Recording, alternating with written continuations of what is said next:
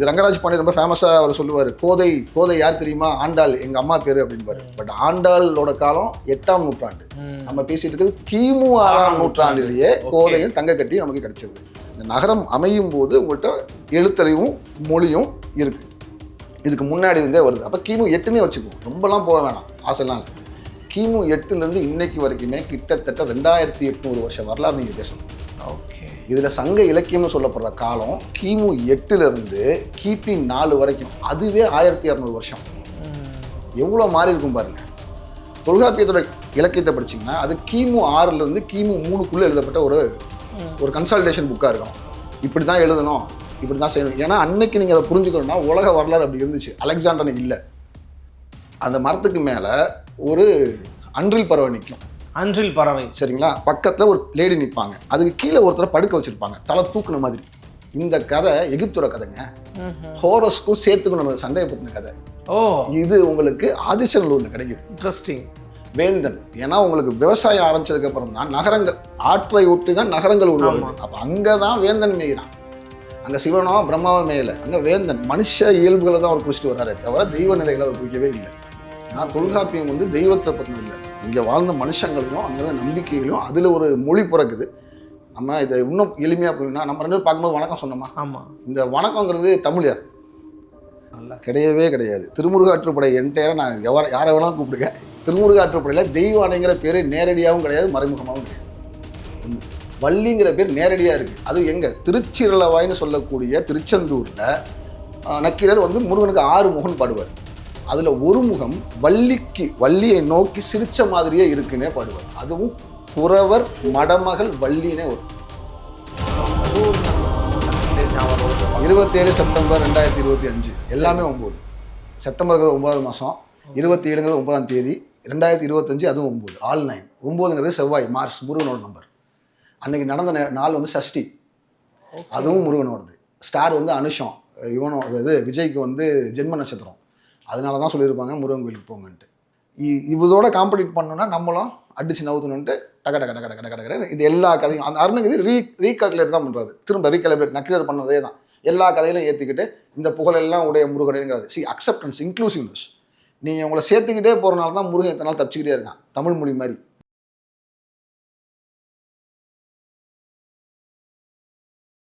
Fourth estate Tamil நேயர்களுக்கு அருள்மொழிவர்மனின் அன்பார்ந்த வணக்கங்கள். இது உங்கள் ஃபோர்த் எஸ்டேட் தமிழ் வழங்கும் தமிழ் உலா நிகழ்ச்சி. இன்றைக்கு நம்முடைய தமிழ் உலா நிகழ்ச்சியில் நாம் சந்திக்க போகிற சிறப்பு விருந்தினர் வரலாற்று ஆர்வலர் மரியாதைக்குரிய திரு அனந்தராம் பாஸ்கர் அவர்கள். வாழ்நோடு ஒரு சிறப்பு நேர்காணல். வணக்கம் சார். வணக்கம் அருள்மொழி, எப்படி இருக்கீங்க? நல்லா இருக்கேன். மிக்க மகிழ்ச்சி. முதல்ல எங்களுடைய அழைப்பினை ஏற்றி எங்களுடைய இடத்துக்கு வந்ததுக்கு ரொம்ப ரொம்ப நன்றி, வாழ்த்துக்கள் தெரிவிச்சுக்கிறேன். கூப்பிட்டதுக்கு ரொம்ப நன்றி. இல்லை சார், தொடர்ச்சியாக நம்ம தமிழ் சூழலில் அது ஊடக சூழலில் குறிப்பாக இன்றைக்கி ஏற்படுற டிபேட்ஸ்லாம் பல ஆரோக்கியமாகவும் இருக்குது, ஆரோக்கியமற்றதாக வச்சுக்கோங்களேன். இப்போ ஆரோக்கியமான விஷயமா நான் பார்க்குறது என்ன அப்படின்னா, ஏதோ ஒரு விஷயத்தை தவறாக பேசிடுறாங்க. எப்பா அது தவறு இல்லைப்பா, இதுதான்ப்பா சரி அப்படின்னு நிறைய பேர் இப்போ உங்களை போன நபர்கள்லாம் அது எது சரி எது ஃபேக்ட் அப்படிங்கிறத எடுத்து பேசிக்கிட்டு இருக்கீங்க. ஸோ அந்த அடிப்படையில் நான் ஒரு ஆரோக்கியமானதாக பார்க்குறேன்னு வச்சுக்கோங்க. இன்றைக்கி நம்ம பார்க்கும்போது முருகன் குறித்தான விவாதம் அப்படிங்கிறது ரொம்ப இடங்களில் நிறைய அதிகமாக பேசிட்டு வர்றாங்க. ஒரு பக்கம் முருகனை வேற மாதிரி கொண்டு போகிறாங்க. நார்த்தில் பிறந்தாருங்க, மிடில் வளர்ந்தாருங்க, சவுத்தில் மறந்துட்டாருங்க அப்படின்லாம் பேசிகிட்டு இருக்கிறாங்க. பெரிய பெரிய நபரில் இதெல்லாம் பேசிகிட்டு இருக்காங்க. இப்போ இந்த சூழலில் முருகன் குறித்த டிபேட்ஸை நம்ம நிறைய பார்த்துக்கிட்டு இருக்கோம். அந்த அடிப்படையில் ஒரு வரலாற்று ஆர்வலராக உங்கள்கிட்ட நம்ம சில விஷயங்களை கேட்டுப்பட்டால் அது இன்னும் மக்களுக்கு நிறைய விஷயங்களை தெளிவுபடுத்தணும் நம்புகிறேன். இப்போ அந்த அடிப்படையில் முருகன் நம்ம கேள்வியிலேருந்தே போயிடலாங்க. முருகன் தொன்மையான தமிழ் கடவுள் என்பதற்கான சங்க இலக்கிய ஆதாரங்கள் முதல்ல இருக்குதா? அதை தான் நம்ம துவங்கிடலாம். முருகன் தொன்மையான தமிழ் கடவுளாங்கிறதுக்கு ஆதாரம் நிறையவே உங்ககிட்ட இருக்குது. அதாவது வெறுமனே நீங்கள் ஃபஸ்ட்டு நிறைய கேட்டீங்க. அதில் முதல் பாயிண்டாக சொல்லலாம், சங்க இலக்கியம்னு எடுத்துக்கிட்டிங்கன்னா இந்த முருகனை பாடப்படக்கூடிய இலக்கியம் சங்க இலக்கியத்தில் இருக்காருன்னு சொல்கிறது. அதோட டைம் டியூரேஷன் நம்ம அண்டர்ஸ்டாண்ட் பண்ணிக்கலாம். இன்னைக்கு கிடைச்சிருக்க வரலாற்று ஆதாரங்கள், கீழடி கிடைச்சிருக்கு, வெம்பக்கோட்டை அகழ்வாய்வு, இந்த அதாவது மாடர்ன் ரெக்கார்ட்ஸ், இன்னைக்கு இருக்கிற ரெக்கார்ட்லேயே உங்களுக்கு கிமு 6ஆம் நூற்றாண்டுலேயே தங்க கட்டியில் கோதைங்கிற பேர் கீழடியில் உங்களுக்கு கிடைச்சிருது. ஓகே, சரிங்களா? அப்போ கோதைங்கிற பேர் கிமு 6ஆம் நூற்றாண்டு இங்கே கீழடியில் கிடைச்சது. நம்ம அரசாங்கமாக அதை ஏற்றுக்குச்சு. இது ரங்கராஜ் பாண்டி ரொம்ப ஃபேமஸாக அவர் சொல்லுவார், கோதை கோதை யார் தெரியுமா, ஆண்டாள் எங்கள் அம்மா பேர் அப்படின்பாரு. பட் ஆண்டாளோட காலம் 8ஆம் நூற்றாண்டு. நம்ம பேசிட்டு இருக்கிறது கிமு 6ஆம் நூற்றாண்டிலேயே கோதையும் தங்க கட்டி நமக்கு கிடைச்சிருது. அப்போ மினிமம் தமிழ் நாகரிகம், நகர நாகரிகம்னு சொல்றது கிமு 8ஆம் நூற்றாண்டில் வருது. அதுக்கு முன்னாடியே இங்கே வந்து பாட்டு பாடி இருக்கணும், மனுஷன் பேசியிருக்கணும். நகரமாக நீங்கள் கட்டாயமாக இருந்திருக்கணும். ஸோ ஏன்னா நீங்கள் கண்டுபிடிக்கிறது எல்லாமே இண்டஸ்ட்ரியல் காம்ப்ளெக்ஸ் தான். கொடுமணல் எடுத்துக்கங்க, இண்டஸ்ட்ரியல் காம்ப்ளெக்ஸ்னு சொல்கிறீங்க. கீழடி எடுத்துங்க, இண்டஸ்ட்ரியல் காம்ப்ளெக்ஸ். அதான் நிறைய பேர் வந்தாங்க, வேலை பார்த்தாங்க, முத்துக்களை பாலிஷ் பண்ணாங்க, இரும்புல வெப்பன்ஸ் செஞ்சாங்க. அப்போ இது நகர நாகரிகம். இந்த நகரம் அமையும் போது உங்கள்கிட்ட எழுத்தறிவும் மொழியும் இருக்குது. இதுக்கு முன்னாடி இருந்தே வருது. அப்போ கிமு 8னே வச்சுக்குவோம், ரொம்பலாம் போக வேணாம், ஆசைலாம் இல்லை. கிமு 8லேருந்து இன்னைக்கு வரைக்குமே கிட்டத்தட்ட 2800 வருஷம் வரலாறு நீங்கள் பேசணும். ஓகே. இதில் சங்க இலக்கியம்னு சொல்லப்படுற காலம் கிமு 8லேருந்து கிபி 4 வரைக்கும், அதுவே 1200 வருஷம். எவ்வளோ மாறி இருக்கும் பாருங்க. இன்னைக்கு இந்திய இலக்கியங்களில் தமிழ் இலக்கியத்தில் மட்டும்தான் கிரேக்கர்களோட வளர்ச்சி இருக்குது. மௌரியர்கள் இங்கே படையெடுத்து வந்தான்னு இருக்குது. அதை நம்ம டிஃபெண்ட் பண்ணணும். எங்கே வரைக்கும் வந்திருக்கான், மோகூர் மதுரை வரைக்கும் படையெடுத்து வந்தான்ங்கிறது. இந்த குறிப்புகள் எல்லாத்துலேயுமே முருகன் வருவான். ஓகே. அதுதான் இன்னும் இன்ட்ரெஸ்டிங்காக இருக்கும். நம்ம இலக்கியம் வெறுமனே கடவுளை பாடலை, அது மனுஷனோட வாழ்வியலை அன்னைக்கு இந்த சயின்ஸை படுது, அதையும் படித்து அப்புறம் பரிணாமம் வளர வளர வளர பக்தி இலக்கியங்கள்னே வருது. இன்னைக்கு நம்ம பேசுகிற முருகன் வடக்க தோன்றுனானா தெற்க தோன்றுனானாங்கிறத நக்கீரர் பாடிடுறாரு. ஓகே. பரிபாடல் இலக்கியத்துல பாடிடுறாங்க. அவங்க வந்து நாம் இன்னைக்கு மாதிரி எதையுமே ரிஜெக்ட் பண்ணல. பரிபாடல்லாம் படிச்சிங்கன்னா அவர் வடக்க சொல்றதெல்லாம் சொல்லிட்டு இதெல்லாம் உண்மைதான், இதுல வேலன் வெறியும் உளவே, வேலனுக்கு வெறியாடுறதும் இருக்கு, இது மட்டும் கிடையாது இன்னும் அப்படின்னு போயிட்டே இருப்பார். ஒரு 200 லைனுக்கு போவார் அவர். அதுல மகாபாரதத்தில் வர முருகனை சொல்லிடுவாரு, ராமாயணத்தில் வர முருகனை சொல்லிடுவாரு. மகாபாரதத்தில் வர முருகன்னா வடமொழியில முதல் முருகன். டீட்டெயில்டு வரலாறு மகாபாரதத்தில் தான் வருது. வனப்பருவத்தில் மார்க்கண்டேய மகரிஷி சொல்ற மாதிரி வரும். அது நம்ம பேசுவோம். அதுக்கு அப்புறமா தான் கந்த புராணம், அது 5ஆம் நூற்றாண்டு. இது ரெண்டுக்கும் முன்னாடி திருமுருகாற்றுப்படையும் உங்களோட பரிபாடலும். இதுவே கிபி தான். நம்ம கிமு 8ல பேசுறோம். அவன் அங்கிருந்து நம்ம கூட டிராவல் பண்ணிட்டு வரான். நம்ம மிட்லைனில் பேசணும்னால 2000 வருஷத்துக்கு முன்னாடி இருந்து பேசணும். ஸோ முருகன் தமிழ் தொல்கடவுள்னா நிச்சயமா ஆமான்னு நம்ம அடிச்சே பேச முடியும். ஏன்னா he is travelling along with. இல்லை, நீங்கள் வந்து இலக்கியங்களே கூறுகள் இருக்குன்னு சொல்கிறீங்க. குறிப்பாக தொல்காப்பியர் வந்து பார்த்தீங்கன்னா சேயோன் மேயே மைவரை உலகம் அப்படிங்கிற ஒரு குறிப்புமே கூட இருக்குது. இப்போ இது போன்ற குறிப்புகள் எல்லாம் முருக வழிபாட்டை பற்றி சொல்லுகிறதா அல்லது எதை பற்றி கூறுகிறதா? அதை பற்றி கொஞ்சம் இன் டீட்டெயிலாக கூட பேசலாம். இன்ட்ரெஸ்டிங்கான கொஸ்டின். நம்மளோட ஆரம்ப புரிதலே தப்புங்கிறதுக்கான கேள்வி இது. இப்போ தொல்காப்பியத்தோட காலம் நம்ம முதல்ல எடுத்துக்குவோம். முதல்ல தொல்காப்பியம்னா என்ன, நம்மளோட ரூல் புக். அது இந்த மாதிரி தான் நீங்கள் இலக்கியம் எழுதணும், இலக்கியத்தில் இந்த பதங்கள் இருக்கணும், இந்த பண்ணு இருக்கணும், இந்த மியூசிக்கல் இதெல்லாம் இருக்கணும். இலக்கியம் எழுதுவதற்கான ஒரு இலக்கணம் அது. அப்போ இன்னைக்கு நீங்கள் எப்படி வாழணுங்கிறதுக்கான ஒரு பீனல் கோட் சட்டம் எப்படி இருக்கோ அந்த மாதிரி உங்கள் மொழியியலுக்கான ஒரு சட்ட புத்தகம் தான் அது. அந்த சட்ட புத்தகம் நம்ம இந்திய அம்பேத்கர் எப்படி எழுதினாரு, எல்லாத்தையும் படித்து பார்த்து எது பெஸ்ட்டோ அப்படி தான் அதுதான் அது. அது தமிழை பற்றி மட்டும் பேசாது, ரிக்வேதத்தில் வர குறிப்புகளை பேசும். அதனால தான் டாக்டர் நாகசாமி சார் பத்மபூஷன் வாங்கினாருங்களா. அவர் வந்து தொல்காப்பியம் அப்ரிஜ்மெண்ட் ஆஃப் வேதாஸ்ன்னு எழுதினார். வேதத்திலிருந்து வந்ததான் தொல்காப்பியம் எழுத காரணம். அதுவும் இருக்குது. எகிப்திய கருத்துக்களும் இருக்குது, உங்களுக்கு மெசபோட்டோமியன் சிவிலைசேஷன் இருக்க கருத்துக்களும் இருக்குது. இப்படி எல்லாத்தையும் ஒன்றிணைச்சது தான் தொல்காப்பியம். அவர் என்ன சொல்லுவார், சேயோன் மேய மைவரை உலகத்துக்கு முன்னாடி ஒன்று சொல்லுவார். மாயோன் மேய காடுரை உலகம், சேயோன் மேய மைவரை உலகம், அடுத்து வேந்தன் மேய தீம்புணல் உலகம், அப்புறமா வந்து வருணன் மேய பெருமணல் உலகமும், முல்லை குறிஞ்சி மருதம் நெய்தல் என்று சொல்லிய முறையால் சொல்லவும் படுமே அப்படின்னு சொல்லுவார். இதை நீங்கள் வந்து அவர் கடவுளை பற்றி சொல்கிறான்னு எடுத்துக்க முடியாது. ஏன்னா தொல்காப்பியத்தில் அணுக்களில் இருந்து தான் உலகம் உருவாச்சுங்கிற வரைக்கும் கான்செப்டும் இருக்குது. அப்போ அவர் வந்து அண்டர்ஸ்டாண்டிங்கை சொல்கிறாரு, நிலங்களை எப்படி பிரித்தாங்க, அதுக்கான கடவுள்களாக யாராக இருந்திருக்க முடியும்ட்டு. தொல்காப்பியத்தோட இலக்கியத்தை படிச்சிங்கன்னா அது கிமு 6லேருந்து கிமு 3க்குள்ளே எழுதப்பட்ட ஒரு கன்சல்டேஷன் புக்காக இருக்கணும்.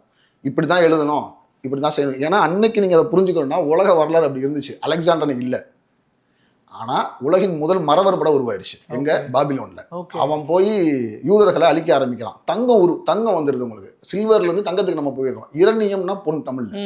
இரணியங்கிற வார்த்தையே ஈரானை தான் குறிக்குது.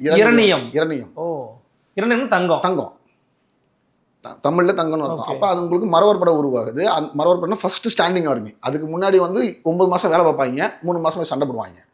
இப்படிலாம் அந்த வேலைக்கே ஆகாது. ஒரு ஸ்டாண்டிங் ஆர்மி வேணும்னு முதல்ல முடிவு செய்யப்படுறது பாபிலோனில். அதோட தாக்கம் இங்கே வரைக்கும் உங்களுக்கு இருக்குது. அதுக்கு உங்களுக்கு ஆர்கியாலஜிக்கல் ஃபைண்டிங்ஸும் கிடைக்குது. நாங்கள் ஆதிச்சநல்லூரில் வந்து ஒரு பானை ஓடு கிடச்சிச்சு தெரியுங்களா, கொற்றவை ஓடுன்னு சொல்லுவாங்க, கூகுள் பண்ணாலே கிடைக்கும்.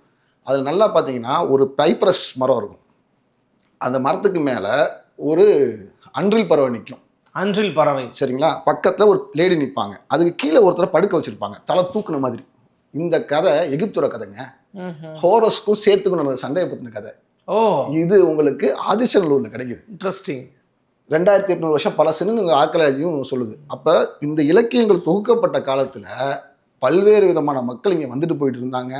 அவங்க லிட்ரேச்சரோட தாக்கம் இங்கே இருக்குது. திருமுருகாற்றுப்படையில் நக்கீரர் பாடும்போது அவர் வடமொழியை மட்டும் பாட மாட்டார், சிவப்பானவன் செம்மையானவன் மார்ஸை வணங்கின கிரேக்கத்தின் ரெஃபரன்ஸையும் அவர் எடுப்பார். ஓகே. அப்போ உங்கள் லிட்ரேச்சர் நீங்கள் பார்க்கும்போது நமக்கு என்ன தெரியுமோ அதை வந்து பார்க்கக்கூடாது, அவனுக்கு என்னெல்லாம் தெரிஞ்சிருக்கலாம் அப்படி போட்டு நீங்கள் வேர்ல்டு லிட்ரேச்சரோட கம்பேர் பண்ணும்போது மட்டும்தான் உங்களால் புரிஞ்சுக்க முடியும். அப்போ தொல்காப்பியர் பேச வர்றது என்னன்னா, ஃபர்ஸ்ட் மனுஷன் குரங்கு எதாக இருந்தாலும் காட்டிலேருந்து உருவாகுது. மாயோன்கிறவனை வந்து நீங்கள் திருமால்னு எடுத்துக்க முடியாது. மாயோன்னா பசுபதி, ஈக்குவலண்ட்டான வட தெய்வம் வந்து பசுபதி தான். ஏன் பசுபதினா, பசு அப்படின்னா வெறும் பசுமாடு இல்லை, எனி கால்நடை, ஆடு மாடு கால்நடைகளையே பசுன்ற வார்த்தை குறிக்குதுன்றீங்க. சமஸ்கிருதத்தில் பசுனா கால்நடை தான். மா அப்படிங்கிற தமிழ் வார்த்தைக்கு அர்த்தமும் அதுதான், கால்நடை. அப்போ கால்நடைகளை உடையவனோட மேய தான். மேனா ஒன் ஹூ கண்ட்ரோல்ஸ். கால்நடைகளை வச்சிருக்கவன் காட்டை கண்ட்ரோல் பண்ணுறான். நெருப்பு சேயோன்னா நெருப்பை வச்சிருக்கவன் குறிஞ்சியில் இருக்கான், மலைகளை கண்ட்ரோல் பண்ணுறான். மூணாவது வேந்தன். ஏன்னா உங்களுக்கு விவசாயம் ஆரம்பிச்சதுக்கப்புறம் தான் நகரங்கள், ஆற்றை ஒட்டி தான் நகரங்கள் உருவாகுது. அப்போ அங்கே தான் வேந்தன் மேய்கிறான். அங்கே சிவனோ பிரம்மாவோ மேயலை, அங்கே வேந்தன். மனுஷ இயல்புகளை தான் அவர் குறிச்சிட்டு வர்றாரே தவிர தெய்வ நிலைகளை அவர் குறிக்கவே இல்லை. அடுத்து வருணன், ட்ரேடர்ஸை தான் சொல்கிறார் அவர். கடல் பரப்புக்கு யார்? வருணன், அவங்கள தான் பாடுறாரு. அப்படி தான் நீங்கள் அதை அப்ரோச் பண்ணணும். ஏன்னா தொல்காப்பியம் வந்து தெய்வத்தை பற்றினது இல்லை, இங்கே வாழ்ந்த மனுஷங்களையும் அங்கேருந்து நம்பிக்கைகளையும் அதில் ஒரு மொழி பிறக்குது. நம்ம இதை இன்னும் எளிமையாக அப்படின்னா, நம்ம ரெண்டு பார்க்கும்போது வணக்கம் சொன்னோமா? ஆமாம். இந்த வணக்கங்கிறது தமிழியா? நான் இதுக்கு வந்து ரெக்கார்டோட தருவேன். வணக்கங்கிறது கிரேக்க மொழி. க அப்படின்னா தலைவான்னு அர்த்தம் கிரேக்கத்தில். தமிழ் மெய்யெழுத்தான க இருக்குல்ல, அந்த காவே கிரேக்கம் தான். கிரேக்க லீனியர் பி லெட்டர் தான். நம்ம தமிழில் அந்த காவை எழுதுறதுக்கு முன்னாடி அவன் தான் எழுதியிருக்கான். இது இன்னும் புரியுற மாதிரி இன்னும் சிம்பிளாக சொல்லணும்னா, பொதுஜனம் சொல்லுவாங்கல்ல, காவு வாங்கிருச்சுப்பான்பாங்க. காவு வாங்கிருச்சுன்னா என்ன?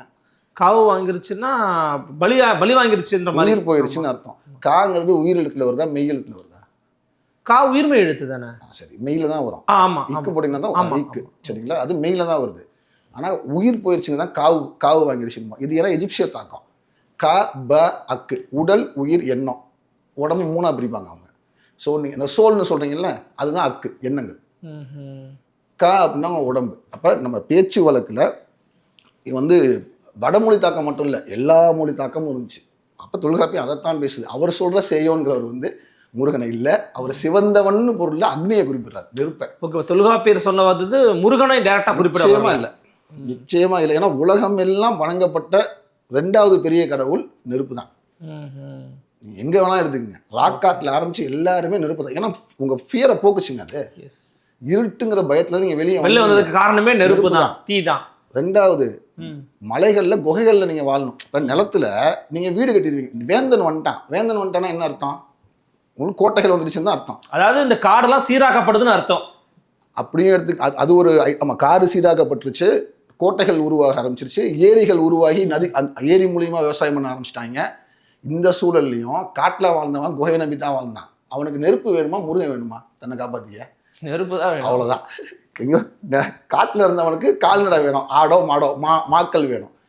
மலையில் வாழ்ந்தவனுக்கு நெருப்பு தான் வேணும். ஏன்னா குகையை அவன் கண்ட்ரோல் பண்ணணும். குகையை அவன் கண்ட்ரோல் பண்ணால் தான் அவன் அங்கே இருக்க முடியும், ராக்காட் பண்ண முடியும், எல்லாம் செய்ய முடியும். இன்னும் புலியோ சிங்கமாக வருமேங்க, யானை வருமே. குறிப்பாக நீங்கள் தொல்காப்பியத்தில் இந்த விஷயத்த நீங்கள் ரொம்ப அழகாக டீகோட் பண்ணீங்க. இன்னொரு பக்கம் பார்க்கும்போது திருமுருகாற்றுப்படை நீங்களே சொன்னீங்கப்பா, எதுக்கெல்லாம் முன்னாடி திருமுருகாற்றுப்படைப்பான்னு. இப்போ திருமுருகாற்றுப்படை பேர்லேயே முருகன் இருக்கிறதுனால முருக வழிபாட்டை பற்றி இந்த நூல் என்னெல்லாம் சொல்லுது? இந்த நூலுடைய சிறப்பு அம்சங்கள் என்ன? அந்த பேரையே சிறப்பு அம்சம் தான். ஆற்றுப்படுத்துதல் அப்படிங்கிற தமிழ் வார்த்தைக்கு அர்த்தம் நெறிப்படுத்துதல். எஸ். ஸோ உங்களை வந்து நெறிப்படுத்துறாரு. அதாவது முருகன். அப்போ அவர் நெறிப்படுத்தணும்னா என்ன சொல்லணும்? முதல்ல என்னென்ன வகையான முருகங்கள் இருக்குன்னு அவர் பாடணும். அவ்வளோ முருகனே சொல்லுவார்.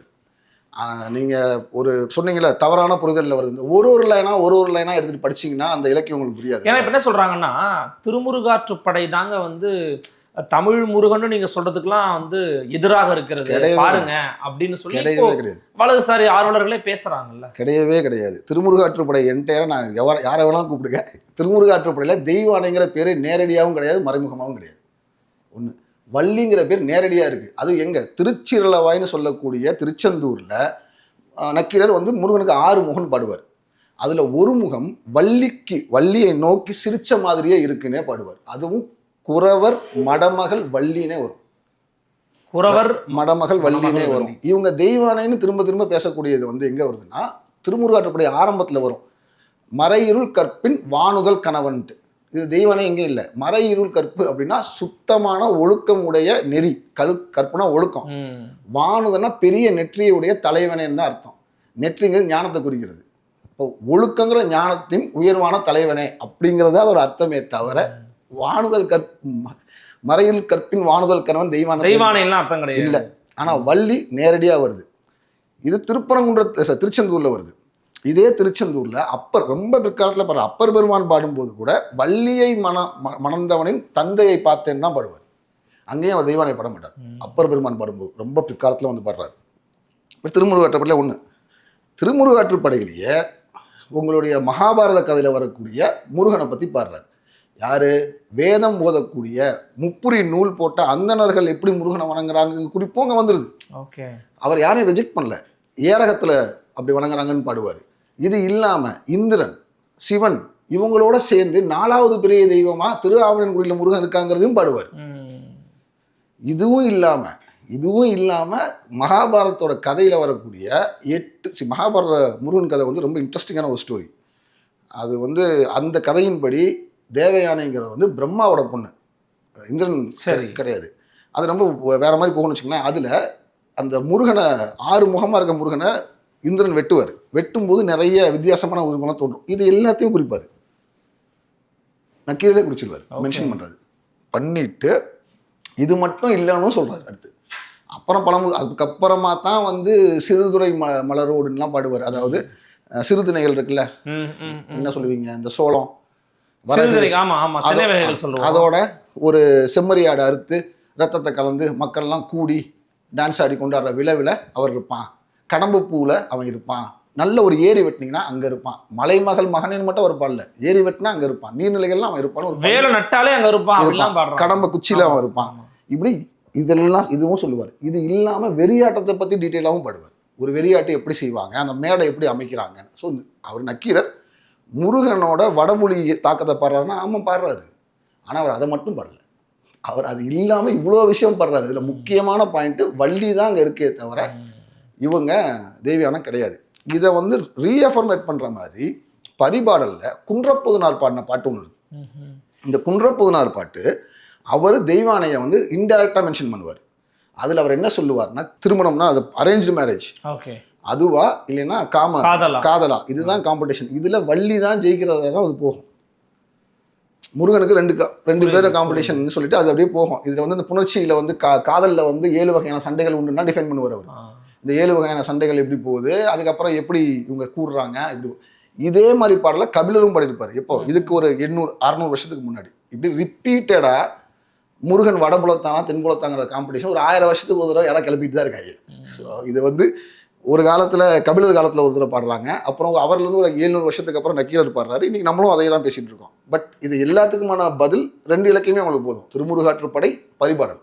திருமுருகாற்றுப்படை வந்து முருக வழிபாடை பற்றி சொல்லுதாங்க, பேசுது. அது முருகன் எங்கெல்லாம் இருப்பான்னு பேசுது. முருகனுக்கான கதைகள் என்னென்னலாம் இருக்குன்னு சொல்லுது.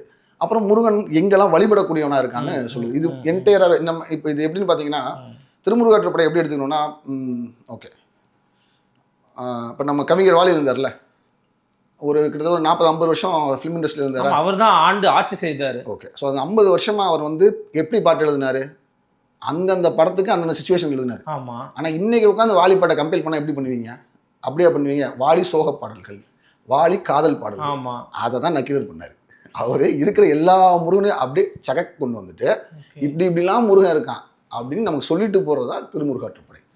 இதில் அவர் வழிபாட்டு முறைகளாக சொல்லும்போது வெறியாட்டை சொல்லுவார். அப்புறம் இந்த செம்மறியாடை அறுத்து கொடுக்கக்கூடிய பலிகளை சொல்லுவாரே தவிர வேத மரபுலேருந்து எப்படி வழிபடுறாங்கிறது டீட்டெயிலாக அது இருக்காது. இல்லை இதில் இன்னொரு சந்தேகம் என்னன்னா, இப்போ சில பேர் வந்து முருகன் அப்படிங்கிறவர் வேற, சுப்பிரமணியன் வேற, ஸ்கந்தன் வேற, இப்படிங்கிற வேறுபாடுகள் இருக்குது. அப்போ நீங்க குறிப்பிடக்கூடியது எல்லாமே சங்ககால முருகனை குறிப்பிட்டு பல ஆதாரங்களை சொல்றீங்க. இப்போ சங்ககால முருகனுக்கும் புராணங்கள்ல வரக்கூடிய முருகனும், இப்போ மகாபாரதம் ராமாயணம்லாம் வந்து பார்த்தீங்கன்னா ஒரு புராண இதிகாசங்களா கருதப்படுகிறது. இப்போ இதுல வரக்கூடிய முருகனுக்கு இடையிலான வேறுபாடுகள் என்னன்னு சொல்ல முடியுமா? சங்ககால முருகங்கிறவன் வந்து சாமியாடி தான். அவன் வந்து ஒரு நீங்கள் இன்னைக்கு இது சொல்கிற மாதிரி ஒரு ஒரு ஹை கிளாசிஃபைடு ஒரு ஹிஸ்ட்ரியோட ஒரு சூரபத்மனை எதிர்த்தவன் பெரிய திருவிழாக்கள் 6 தலை இருக்கும், அது இருக்கும், இது இருக்கும். அது 6 தலை வர்றதே திருமுருகாற்றுப்படையில் தான். அதுக்கு முன்னாடி முருகனுக்கு வந்து ஒரே சிங்கிள் பேஸ் தான். கையில் வேலு கடம்ப பூ இருந்தால் போதும், அவர் வந்துடுவார். முருகன் வந்து இறங்கிடுவார். ஸோ அப்போ ஒரு சாமியாடி, இந்த சாமியாடிக்குள்ளே இறங்கி குறி சொல்லக்கூடிய ஒருத்தன். இது கொஞ்சம் கொஞ்சமாக போக போக போக அது எப்படி மாறுதுன்னு பார்த்தீங்கன்னா, இந்த முருகன்கிறவன் வந்து இந்த பசலை நோய், பெண்களோட காதல் நோய்க்கு தீர்வாக இருந்தவனோ இல்லைன்னா பெண்களோட காதலை மயக்க வைக்கக்கூடியவனாக தான் வரான். பொண்ணு வந்து சரியாக சாப்பிட மாட்டேங்கிறா, செய்ய மாட்டேங்கிறான்னு சொன்னால் கூப்பிட்டு முருகனை ஆட வைக்கிறாங்க. இவங்களுக்கு எந்த அளவுக்கு போகும்னா, ஒரு தோழி கேட்பா, ஒரு பொண்ணுக்கு வந்து லவ் வந்துடுது, அது ஏன் இப்படி அந்த பொண்ணு இருக்குன்னு அவங்க அம்மாவால் புரிஞ்சிக்க முடியல. அப்போ முருகனை கூப்பிட்றாங்க, வேலோட இறங்கி சொல்கிறாங்க, கேட்குறாங்க. அப்போ கேட்பா, இப்போ தோழி கேட்பா, இங்கே பேர் வேலோட வந்து முருகால வந்திருக்கானே, நான் உனக்கு கேட்குறேன், கோச்சிக்காத, நீ ஆடை எடுத்து இவன் நெத்தியில் பூசுற, இதை பூசுனா இவளுக்கு மறந்துடுங்கிற, அங்கே ஒருத்தர் இருக்கானே அவனுக்கு இப்பறம் மறக்கணும்னு கேட்பான். ஓகே, நீ இவளுக்கு தானே மறந்து போகுன்னு சொல்கிற, வேலன் வெறியாட்டி நடத்தினா இந்த பிரச்சனைன்னு தீர்ந்துருவாங்கிற, அங்கே ஒருத்தர் இருக்கானே நெஞ்சில் சந்தானம் தேய்ச்சிட்டு ஒருத்தன், அவன் மார்பிள் இருக்கிறத எப்படி இது மறைக்கணும் அப்படின்னு இது பகுத்தறிவுன்னு சொல்கிறீங்களா. இந்த கொஸ்டின்ஸ் எல்லாம் முருகனோட வரும், இந்த வெறியாட்டுக்குள்ளேயே நிறைய வரும். ஒன்று வரும் என்னென்னா, எனக்கு வந்து வெறியாட்டு நடத்துகிறாங்க இன்றைக்கி, அந்த இரவுலேயே என் காதலை வந்து நான் இது வேட்டை நாய்களை தாண்டி வந்துட்டான், காவலை தாண்டி வந்தான், என்னைக்கு வெறியாட்டு வந்துட்டான், முருகா உன்னை பார்த்து நான் சிரிக்கிறதா என்ன பண்ணுறதுன்னு கேட்குற மாதிரி போகும். ஸோ உங்களுக்கு வந்து முருகன் இயலில் வாழ்கிறான். அவன் வந்து ஒரு தூரமான ஒரு தெய்வமாக இல்லாமல் மக்களோட மக்களாக வெகுஜனமாக. இன்னொரு பாட்டு இருக்குது, எப்படின்னா மனுஷனை கூட சொல்ல மாட்டானுங்க, மாடுகளை ஓட்டிட்டு போயிடுறாங்க, இப்போ போய் சண்டை போட்டு திரும்பி பிடிச்சிட்டு நட்டு நிறைய கவர்தல் சொல்லுவாங்க, கவர்ந்துட்டு போகிறாங்க, திரும்ப கூப்பிட்டு வராங்க. கூப்பிட்டு வரும்போது அந்த மாடுகள் வந்து ரொம்ப சந்தோஷமாக திரும்ப பிடிச்சிட்டானுங்கன்ட்டு அவங்க வீட்டுக்கு அந்த தெரிஞ்ச பாதையில் போகுதான். அது போகும்போது எப்படி போகுதுன்னா, முருக அயர்ந்த புலத்தி போல, புலத்திக்கு முருகன் வந்து எப்படி குதிப்பாரோ அந்த மாதிரி ஜாலியாக சந்தோஷமாக குதிச்சுக்கிட்டே போகுது. அப்போ முருகன் உங்களுக்கு வந்து எல்லா இதில் பட்டினப்பாளையில் வரும், பட்டினப்பாளையில் உங்களுக்கு இதை சொல்லும்போது கரிகால் பெருவளத்தானை பற்றி பாடும்போது முருகனுக்கான பங்குனி விழா எடுத்தாங்க. அதில் அந்த பொங்கல் வைக்கிறதுக்கான விறகு வச்சாங்கல்ல, அது முதல் நாள் வச்சுட்டு அடுத்த நாள் எடுத்திங்கன்னா வெறும் சட்டியாக வெண்மணலாக இருக்கும் பார்த்தீங்களா, அந்த மாதிரி அந்த இடமே பால் ஒரு ஈவெண்ட் நடந்துட்டு ஈவெண்ட் ஃபுல் இல்லாமல் இருக்கும்ல, அப்படி இருக்குது உன் லைஃபு. உன் காதலில் பிரிஞ்சு கொஞ்சமாச்சும் உன் என்கரேஜாக வாங்குற மாதிரி எல்லாம் போகும். ரைட். அப்போ பங்குனியில் வந்து விழா எடுத்தாங்கிற குறிப்புலேயும் முருகன் வரான். உங்களுக்கு வந்து ஒரு காதல் நோய்க்கானவனும் முருகன் வரான். ஒப்பிட்டு பேசுவாங்கல்ல, உன்னோட காதலன் வந்து முருகன் மாதிரி அழகாக இருந்தான், அவன் வேட்டை நாயோட வந்தான், அவனை பார்த்தோட நீ காதலில் விழுந்துட்ட, இந்த மாதிரி விஷயத்துலையும் முருகன் வரும். இதெல்லாம் சங்ககால முருகன் எல்லாம் இதெல்லாம் இயர்லி சங்கம். ஓகே, அப்போ சங்ககால முருகனுக்கும் இந்த புராண முருகனுக்கும் என்ன வித்தியாசம்? இந்த எதனால புராண முருகன் உருவாரார், அதை பற்றி கொஞ்சம் சொல்லுங்களேன். நீங்கள் அதான் சொல்லலாம், ஒரு 1400 வருஷம் அது. நீங்கள் முதல்ல சாமியாடி முருகனாக இருக்கான், அப்புறம் கொஞ்சம் கொஞ்சமாக என்ன பண்ணுறான்னா வந்து இது என்னோட அண்டர்ஸ்டாண்டிங்கில் எப்படி சொல்கிறேன்னா, யானைகளை நீங்கள் வந்து போர்களுக்கு பறக்குறீங்கல்ல, அந்த இதில் தான் உள்ளே வந்துருந்த முருகன். இதுக்கான டீட்டெயில் வந்து மதுரை காஞ்சியில் கிடைக்கும். மதுரை காஞ்சி இலக்கியத்தில் தான் முதல்ல இந்த மறவருக்கு வந்து முருகு அயர்றது, போர்க்களத்தில் முருகன் வர்றது, முருகன் அயர்ந்து போனதுனால வந்துட்டு போனதுனால யானைகளோட தந்தத்தோட அது நாஞ்சில் மாதிரி ஏற்கலப்ப மாதிரி கிடக்குது, செத்து கிடக்குதான் யானை. அது எப்படி கிடக்குதான், அந்த தும்பிக்கையோட கழுத்தை வெட்டியிருக்கானுங்க. ஸோ தும்பிக்கை இப்போ இப்படி வளைஞ்சு ஏற்கலப்பை எப்படி இருக்குமோ அப்படி இருக்குது. அரசன் வந்து பார்க்க முருகனை மாதிரி இருக்கான். இப்படி ஒரு பெண்களோட காதலில் இருக்கிற முருகன் அரச குடிக்கும் ஒரு போருக்குமா வர்றது வந்து மதுரை காஞ்சியில் தான். ஓகே. அப்போ அந்த மதுரை காஞ்சி இலக்கியத்தில் யார் மேலே பாடினாங்கன்னு பார்க்கணும். தலையாங்கத்து சிறுவன் நெடுஞ்செழியன். அப்போ நீங்கள் டு அண்டர்ஸ்டாண்ட் தட் அவன் யாருன்னு பார்த்தீங்கன்னா, அவனை பற்றி பாடுற பாட்டெல்லாமே உங்களுக்கு ஆச்சரியமாக இருக்கும், ரொம்ப ஆச்சரியமாக இருக்கும். 7 பேரை ஒன்றா ஜெயிச்சவன், ஐம்படை தாலியவே கலட்டாமல் ஜெயிச்சான் அப்படின்னா ஒரு 9-10 வயசுல அவன் வந்து வார்ஃபீல்டுக்கு வந்தவன் அர்த்தம். 9-10 வயசுலேயே போர்க்களத்துக்கே வந்துட்டான். இதை வந்து பாட்டிலே உங்களுக்கு ரெக்கார்ட் ஆகிடுது. அவனும் பாட்டு பாடியிருக்கான் சங்க இலக்கியத்தில். அது ரொம்ப டீட்டெயில்டாக ஹிஸ்ட்ரி வந்து ரெக்கார்ட் செய்யப்பட்டிருக்கு. கிட்டத்தட்ட ஒரு 44 தனிப்பாடல் இருக்குது. 3 பெரிய இலக்கியம் அவன் மேலே இருக்குது. மதுரை காஞ்சி, நெடுநல்வாடை, நென்னல் வாடை நக்கீரர் பண்ணது தான். ஓகே. திருமுருகாற்றுப்படை பண்ண அதே நக்கீரர் பண்ணது தான் நென்னல் வாடை. முல்லைப்பாட்டு இப்படி 3 இது. அவனோட பீரியடில் தான் இந்த முருகங்கிறது ஒரு மறவர்களோட போர்களோட கடவுளாக வருது. அப்படிப்பட்ட முருகனுமே மதுரை காஞ்சியில் மதுரை கோட்டைக்கு வெளியே இருக்கான். ஓகே.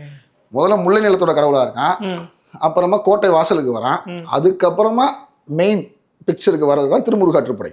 இதுக்கே அவனுக்கு 800 வருஷம் ஆயிடுது. இதுக்கு 800 வருஷம் 800 வருஷம் டிராவல். இது முருகனோட டிராவல். எங்கேயோ குறிஞ்சித்திரையில் இருந்த ஒரு சின்ன கடவுள் பெண்களோட பெண்களா ஆடு மாடோட கம்பேர் பண்ணிட்டு இப்போ கருப்புசாமி மாதிரி இருக்குன்னு வச்சுக்கோங்களேன். இங்கே ஒரு மூலையில் இருந்த கடவுள் மதுரை கோட்டைக்கு வந்தாலும் அவர் வரதுக்கே ஒரு 400 வருஷம் ஆகுது. கோட்டைக்கு வாசலுக்கு வராது. அது கோட்டை வாசல்ல முருகனுக்கு வந்து ஆடுறாங்க, சாமி ஆடுறாங்கன்னு வருது. மரவரிசையில் அது நடக்குதுன்னு குறிப்பு இருக்குது. அப்போ இங்கே இதுலேருந்து அடுத்த ஒரு 300 வருஷத்துக்கு அப்புறம் தான் முருகன் ஆற்றுப்படுத்தல் திருமுருக ஆற்றுப்படைக்கே வருது. அப்போ போர்க்கடவுளாக மாறும்போது வெற்றிகள் குவிக்கப்படும் போது அந்த கல்ட் ஆஃப் முருகன் டெவலப் ஆகுது. அப்போதான் கல்ட்டே வருது. பெருசாக டெவலப் ஆகுது. ஆனால் முருகனை வந்து தொடர்ச்சியாக சிறுதெய்வ வழிபாடுன்னு தான் வந்து சொல்லிட்டு இருப்பாங்களே அந்த 5 நிலத்தில் குறிஞ்சி முல்லை மருதம் நெய்தல் பாலைன்னு. அப்போது ஒப்பிட்டளவில் பார்க்கும்போது முருகன் சிறுதெய்வமா பெருந்தெய்வமா? முருகன் பெருதெய்வங்க. முருகன் முதல்ல குறிஞ்சி திணை தெய்வமே கிடையாது. அதுவும் நம்மளுடைய அதுக்கும் காரணம் நக்கீரர் தான். ஆக்சுவலாக அதுலேயே ஒரு கேள்வி வச்சிருந்தேன். அதாவது குறிஞ்சி நிலத்தின் கடவுள் தான் வந்து முருகனை வந்து அடையாளப்படுத்துகிறோம். குறிஞ்சி நில கடவுள் முருகன் அப்படின்னு சொல்லும்போது அதோட பண்பாடு சமூக பின்னணி என்னவா இருக்கு? அதுவும் ஒரு தப்பான புரிதல் தான். இதுக்கு காரணமும் நம்ம நக்கீரர் தான். ஏன்னா நக்கீரர் வந்து பழமுதிர்ச்சோலையில் பாடும்போது என்ன பாடிடுவார்னா குறிஞ்சி பண்ணி இசைத்து பாடினீங்கன்னா முருகன் வருவான்னு பாடிருப்பாரு. இப்போ இவங்க எல்லாம் எழுதும்போது இவங்க யாருமே வந்து குறிஞ்சி திணையில் பாட்டு எழுதுறேன் நெய்தல் திணையில் பாட்டு எழுதுறேன்னா எழுதலை. அப்போ இந்த பாடல்கள்லாம் இந்த திணைன்னு எப்போ பிரிச்சிருப்பாங்க? தொல்காப்பியம் எழுதுனதுக்கப்புறம் தான் ஆமாம் பில் பண்ணியிருப்பாங்க. சரி ரைட். அப்போ அந்த பில் பண்ணும்போது இவர் என்ன சொல்றாரு, குறிஞ்சி திணை பாடல்களில் குறிஞ்சி பாட்டை பாடினீங்கன்னா முருகன் இருப்பான்னு சொல்றது வந்து அந்த பண்ண சொல்றாரு மியூசிக் திணைன்னு சொல்றாரு. ஒரே எழுத்துல ஒரே இதுக்கு 2 பொருள் ஒரு பண்ணு இருக்கு. ஆமா, அதைத்தான் அவர் சொல்றாரு. அந்த பண்ணத்தான் அவர் குறிக்கிறாரே தவிர குறிஞ்சி திணைன்னு அவர் சொல்றது வந்து நிலத்துல. ஏன்னா முருகன் குறிஞ்சி திணைக்கான கடவுள் இல்லை. நீங்க நல்லா யோசிச்சு பாருங்க. பழனி வந்து குறிஞ்சி இல்லை, அது மருத நிலம். சரி, முல்லை நிலம். குன்றுக்கும் இடமெல்லாம் குமரன் இருப்பான் தான். குறிஞ்சி மலையும் மலை சார்ந்த இடமோ, முல்லை காடும் காடு சார்ந்த இடமும் தானே. காடுங்கிறது வெறும் ஃபிளாட் காடு இல்லைங்க. குன்றம்ங்கிறது உங்களுக்கு மலைகளில் வராது இல்லைங்க. மலைனா முகடு, மைவரை உலகம்ங்க, உச்சி வரைக்கும் போகணும்.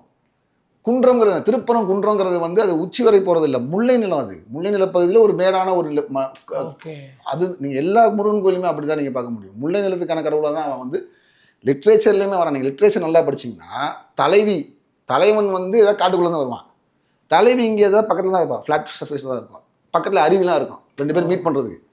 அப்போ அவன் குறிஞ்சிக்கான வர தலைவன். இந்த ஊருக்காரி முல்லையில் இருக்கவ, ஃப்ளாட் சர்ஃபேஸில் இருக்கவ. இதுக்கு காரணமாக இருக்க காதலுக்கு காரணமாக இருக்கவன் முருகன்னு சங்க இலக்கியத்தில் வருது. இது அப்படி தான் நீங்கள். ஸோ அந்த நிலப்பரப்பில் நடக்கக்கூடிய விஷயங்கள். இந்த நிலப்பரப்புலேருந்து இவன் மருத நிலத்துக்கு வர்றதுக்கே, மதுரை கோட்டைக்கு வெளியே வர்றதுக்கே ஒரு 4 வருஷம் தேவைப்படுது. அப்புறம் மதுரை கோட்டைக்கு வெளியே இருந்து கோட்டைக்கு உள்ளே போகிறதுக்கு அடுத்து ஒரு 300-400 வருஷம் ஆகுது. அதுக்கு அந்த அந்த எபிசோடு தான் இவர் சொல்ல. இதுக்கு ஏன் காரணமாக இருக்குன்னு கேட்டிங்கன்னா, முருகன் தமிழ்நாட்டில் மட்டும் சாமி கிடையாது, அதுதான் சிக்கல். வடக்கையும் இருந்தான். நான் சொல்கிறேன், மகாபாரதத்தில் முருகன் வந்துட்டாரு. அப்போ நீங்கள் ஒரு டைப்பாக முருகனை கும்பிடும்போது அவங்க ஒரு டைப்பாக முருகனை கும்பிட்டு தான் இருப்பாங்க. அவங்க முருகன் யாரோட முருகன்? அதுதான் விசாகன், கார்த்திகேயன், ஸ்கந்தன்கிற பேர். நீங்கள் கேட்டிங்களா, ஸ்கந்தங்கிறது வந்து தமிழ் லிட்ரேச்சரில் கிடையாது. முதல் ஸ்கந்தன்கிற பேர் அக்னிக்கு தான் கொடுக்குறாங்க. சுப்பிரமணிய நிகிதம் அப்படிங்கிறது தான் முதல்ல சுப்பிரமணியங்கிற வார்த்தை வருது. அது யஜூர் வேதத்தில் வருது. அது இந்திரனுக்கானது. அதில் வர மொத்தம் 6 வரியுமே இந்திரனை தான் குறிக்கும். சுப்பிரமணியனா சுத்தமான பிராமண அப்படிங்கிற பொருள். கந்தபுராணத்துக்கு அப்புறம் தான் 5ஆம் நூற்றாண்டுக்கு அப்புறம் தான் சுப்பிரமணியன், குகன் இது எல்லாமே நம்ம முருகனோட சேர்த்துக்கிட்டே போயிட்டாங்க. வேதிக் கல்ட்டுப்படி ஸ்கந்தன், குகன் இது 2மே ரிக்வேதத்தில் வரக்கூடிய வார்த்தைகள். இது 2மே அக்னியை குறிக்கிறது, முருகனை குறிக்கிறது அல்ல. கிடையாது. முருகன் சிவனே கிடையாதுங்க ரிக்வேதத்தில். அப்புறம் எப்படி முருகன் வருவாரு? பெருமாளே யஜுர்வேதத்தில் தானே வராரு உங்களுக்கு. பட் இந்த பீரியட் ஆஃப் ரிக்வேதிக் யஜுர்வேதம்னு சொல்லக்கூடிய டைம் லைனில் நம்ம ஹிஸ்ட்ரியில் முருகன் வந்துடுறானே. ஏன்னா அவங்க வந்து எழுதா கிளம்பின்பாங்க. அவங்க 5000 வருஷம் பிசின்னு தான் சொல்லுவாங்க. வேணாம், நீ 8ஆம் நூற்றாண்டு நம்மளை மாதிரியே சேம் டைம் நிலைன்னு வைங்க. இப்போ அவங்ககிட்ட அப்போ முருகன் இல்லையே. உங்ககிட்ட கபிலரே முருகனை பாடிடுறாரு. ரொம்ப ஏர்லியஸ்ட் கவிஞரா புலவர கபிலரை சொல்கிறீங்க. கபிலர் குறிஞ்சி பாட்டில் தான் முருகனை வேற என்ன டப்பன்னு அடிச்சிடுறாரு. 2 குறிஞ்சி பாட்டு எழுதியிருப்பாரு. குறிஞ்சி திணைக்கான பாடல்கள் ஒரு 100, அதில் முருகனை பாடுவார். குறிஞ்சி பாட்டுன்னு தனியாக ஒரு லிட்ரேச்சர், அதில் தொல்முது கடவுள்னே பாடிடுறாரு. அப்போ உங்களுக்கு வந்து தொல்முது கடவுள்னா முடிச்சு உங்களுக்கு பழைய கிட்டத்தட்ட பழமையான கடவுள் முருகன் அப்படிங்கிற பொருள்ல வராது. ஏங்க சாமி ஆடுறதாங்க முதல் முருகனை. ஷாமனிசம்னு சொல்கிறோம்லங்க. நீங்கள் பிம்பேட்கா ராக் ஷெல்டர்ஸ் மத்திய பிரதேஷ் போனீங்கன்னா அங்கே ஷாமனிசம் சாமி ஆடுறவனோட டிராயிங் இருக்கும். இங்கே நீங்கள் எடக்கல் கேவ்ஸ் போங்க, பாறை கீழே ஷாமன் இருப்பான், சாமி ஆடுதல் இருப்பான். இது வந்து நீங்கள் தமிழ் கல்ச்சருக்கு மட்டும் உகந்ததுலாம் சொல்ல முடியாது. இது உலகம் முழுக்க இருந்த வந்து ஒரு நார்மலான ஒரு ட்ரைபோட கல்ச்சர் இது. அது வந்து அந்த தெய்வத்து மேலே இருக்க ஒரு பிடிப்பும் நம்பிக்கையும் அவன் இலக்கியம் எழுதும் போதும் அந்த தெய்வத்தை வணங்க வச்சுச்சு. ஒரு நகர இது போகும்போதும் வணங்க வைக்குது. நீங்கள் சட்டை பேண்ட்டு போட்டு அவனை பற்றி பேசிகிட்டு இருக்கோம். நீங்கள் அதை மட்டும் தான் கவனிக்கணும். சரி, உங்கள் வீட்டில் பிறந்த பையனை அவன் வடக்கில் கொண்டாடிட்டு போகிறான், அது நமக்கு பிரச்சனையே கிடையாது. நம்ம திரும்ப திரும்ப சொல்ல வேண்டிய விஷயம், உனக்கு முன்னாடியே இங்கே பதிவு இருக்குது. இங்கே மட்டும் இல்லை, உனக்கு முன்னாடியே முருகனுக்கு எஜிப்தில் பதிவு இருக்குது, உனக்கு முன்னாடியே குர்திஸ்தான்லேயும் பதிவு வந்துடுது, இல்லை உனக்கு கண்டெம்பரரியாக வந்துடுது. மத்திய பிரதேஷில் நமக்கு முருகன் கோவில் இருக்குது. குஷன்னு சொல்லக்கூடிய மயூரிய கிமு 3ஆம் பீரியடுக்கு அப்புறமா கிபி 4 வரைக்கும் ஆட்சி பண்ணாங்க. இந்த கிபி 2, 3, 4லேயே அவங்க வந்து கோல்டு காயின்லாம் முருகன் வந்துருக்கான். கார்த்திகேயன், ஸ்கந்தன், விஷாகங்கிற பேரில் குஷன் கிங்டம் கிபி 4லேயே உங்களுக்கு வடக்க காயின்ஸ்லாம் கிடைக்குது. பாயிண்ட் என்னன்னா, அங்கே மெட்டீரியலாக கிடைக்குது, சிலையாக கிடைக்குது. இலக்கியத்தில் இங்கே தான் கிடைக்குது. இலக்கியத்தில் இங்கே சிறுதெய்வமாக இருக்கான், அங்கே பெருங்குடியாக இருக்கான். இது இன்னும் எளிமையாக சொல்லிக்கணும்னா, திருநெல்வேலியில் ஒருத்தர் இருக்கார். இப்போ நம்ம சரவணா ஸ்டோர்ஸ் என்னாச்சுன்னு வச்சுக்கோமே, எக்ஸாம்பிளுக்கு வச்சுக்கோங்க. அவர் 50 வருஷத்துக்கு முன்னாடி சென்னை வந்தார், இவ்வளோ சரவணா ஸ்டோர்ஸ் கட்டிட்டார். அதே மாதிரி தான் ஒரு சின்ன தெய்வம் அங்கேருந்து வடக்க போச்சு, முருகன் வச்சுக்கோமே. எப்போ லாட தேசத்துக்கு இப்போ குஜராத்துக்கு போகுதுன்னு வச்சுக்குவோம். ஏன்னா குஜராத்ல இருந்தால் முருகன் இப்படி. ஆனால் வடக்கில் இப்போ முருகர் வழிபாடு இருக்குதா? இன்னைக்கு கிடையாது இல்லை உங்களுக்கு. ஆனால் அவ்வளோ ஃபேமஸாக இருந்தவர் இன்னைக்கு இல்லை. நீங்கள் காயின் கிடைக்கிற அளவுக்கு நிறைய கோவில்கள் கிடைக்கிறதுக்கு மத்திய பிரதேஷில் குடவர கோவிலே முருகனுக்கு இருக்குது. இவ்வளோ செலிப்ரேட்டடாக இருந்த ஒரு தெய்வம் இன்னைக்கு இல்லை. அப்போ என்ன அர்த்தம்? ட்ரேடர்ஸோட போன ஒரு தெய்வம் ட்ரேடு முடியும் போது அங்கேயே ஓகே. பட் நான் அவங்க கான்செப்டில் பார்க்கும்போதுன்னா, ஃபார் எக்ஸாம்பிள் சிவனுக்கு வந்து பார்வதி, அப்புறம் அவங்களோட 2 பசங்க, ஒருத்தர் வந்து விநாயகர், ஒருத்தர் முருகன், இப்படிங்கிற கான்செப்டை அவங்க ரொம்பவே பிலீவ் பண்ணுறாங்கல்ல.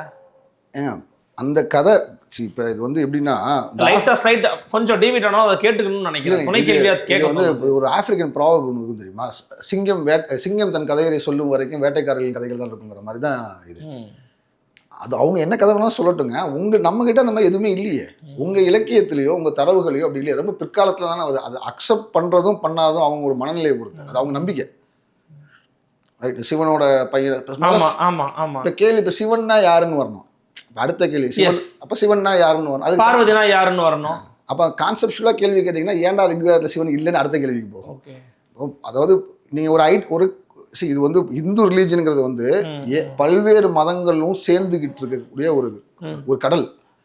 இதில் வந்து காவிரி ஆத்து தண்ணியை கூட, வைகை ஆத்து தண்ணியை கூடன்னு சொல்லிட்டு நீங்கள் கடலுக்குள்ளே போய் தர முடியாது. அது நீங்கள் விலகி போய் நிலத்தில் இருக்கும்போது தான் பார்த்துக்கணும். அந்த மாதிரி தான் அது. நீங்கள் அதுக்குள்ளே போய் அதை தேடவே முடியாது. முருகன் சாமியாடியாக தான் இருந்தான், சாமியாடி கடவுளாக தான் வந்து பின்னாடி. நீங்கள் சிவனோட பையனா முருகன் கிடையாதுங்க. மகாபாரதத்தில் யாரோட பையன் தெரியுமா முருகன்? அக்னியோட பையன். அங்கே அக்னி கனெக்ட் ஆகும். ஆமாம், கனெக்ட் ஆக மாட்டார், அக்னிக்கு தான் பிறப்பார் அவர். பரிபாடல் இலக்கியத்தின்படி, வடமொழியில் சொல்லக்கூடிய கதையின்படி, சப்த ரிஷிகள்னு சொல்கிறாங்கல்ல, 7 பேர், அவங்களோட மனைவிக்கு பிறந்தவர் தான் முருகன். கார்த்திகை பெண்களும் அவங்கள தான் சொல்கிறாங்க. இப்படி உங்களுக்கு வடமொழியில் இருந்த பல கதைகளோட ரெஃப்ளெக்ஷன் தமிழ் லிட்ரேச்சரில் இருக்குது. முதல்ல அவங்க அதை ஒரு கன்க்ளூஷனுக்கு வரணும், சிவனுக்கு பிறந்தாரா அக்னிக்கு பிறந்தாரா. ஏன்னா அவங்க இதில் மகாபாரதத்தில் எப்படி வரும்னா, அக்னியும் சப்த ரிஷிகளோட மனைவிகளும் வந்து மனைவிகள் ரூபத்தில் சாயாதேவின்னு ஒருத்தவங்க போய் அக்னி கூட சேர்ந்து அவங்க 6 உருவமாக, சப்தில் 7ல் 6 பேர். ஏன் ஒருத்தவங்க போக மாட்டாங்கன்னா அதுக்கு ஒரு கதை இருக்குது ராமாயணத்தில். அந்த கதையையும் பரிபாடலில் ரெக்கார்ட் பண்ணுவார். அது அது பயங்கரமாக கிரிட்டிசைஸ் பண்ணி ரெக்கார்ட் பண்ணுவாங்க. பொறிவரி அமரவேந்தனின் பொறிவரி கொட்டையோடு புகழ் வரம்பு இகழ்ந்தோனே வரும். இது என்னன்னா, கௌதம மகரிஷி இருக்கார்ல, கௌதம மகரிஷியோட மனைவினா அருந்ததி. ராமாயணத்தில் படிச்சுக்கோங்க, நான் ராமாயணத்தில் இருக்கிறத மட்டும்தான் பேசுகிறேன். இந்த அருந்ததியும் இந்திரனும் என்ன சொல்லுவாங்க, இவன் இந்திரன் வந்து கௌதமர் உருவம் எடுத்துகிட்டு போய் அவ கூட காதல் பண்ணார், அதனால இந்திரனுக்கு உடம்பெல்லாம் கண்ணாயிருச்சு, இல்லை உடம்பெல்லாம் இதாகிடுச்சு, மாதிரி கதை வரும். ராமாயணம் அப்படி சொல்லாது. அவங்களுக்கும் தெரிஞ்சுதான் கூடுறாங்க. முடிஞ்சதுக்கப்புறமா அவங்க என்ன சொல்லுவாங்க, ரொம்ப திருப்தியாக இருந்தேன், கௌதமர் வரதுக்குள்ளே திரும்ப போயிடுங்கிற அளவுக்கு கான்வர்சேஷன்லாம் போகும். அது முடிஞ்சதுக்கப்புறமா கௌதமன் வந்து என்ன பண்ணிடுவார்னா, இனிமேல் உனக்கு ஆண்மை இருக்காதுன்னு சபிச்சிடுவார் இந்திரனை. ஓகே. அப்போ என்னடா இவர் போய் இந்திரன் போய் கேட்பாரு அக்னி இந்த மித்த தேவர்கள்ட்ட, இந்த மாதிரி உலகத்தோட பொது நல்லதுக்கு தானே நான் செஞ்சேன், இப்போ சாபம் எனக்கு மட்டும் வந்துருச்சுங்கவுமே அக்னி என்ன சொல்லுவார், பித்ருக்களுக்கு அதாவது முன்னோர்களுக்கு தர்ப்பணம் கொடுக்கக்கூடிய ஆடுகள் இருக்குல்ல, அந்த ஆடுகளோட மறிவரி கொட்டைனா டெஸ்டிகல்ஸ், ஓகே, அதை வந்து நீங்கள் கட் பண்ணி நெருப்பில் போட்டாலும் இல்லை ஆடோட அப்படியே போட்டாலும் இது பித்ருக்களுக்கு போய் சேராது, இந்திரனுக்கு தான் போய் சேரும். அவன் இழந்த ஆண்மை இதனால திருப்பி கிடைக்கட்டும்ட்டு அவனுக்கு ஒரு டைட்டிலே வரும், ஆட்டின் டெஸ்டிகல்ஸ் கொண்டவனே. இதை கிண்டல் பண்ணியிருப்பாரு பரிபாடல்ல. என்ன சொல்றீங்க? அதை எடுத்து கிண்டல் பண்ணிருக்காரு. இது பரிபாடல்ல இவர் கடுவன் அவர் கடுவன் இளவைனா கிண்டல் பண்ணியிருப்பாரு. இந்த கடுவன் இளவைனான்னு பேரு. கடுவன்னா என்னங்க அர்த்தம்?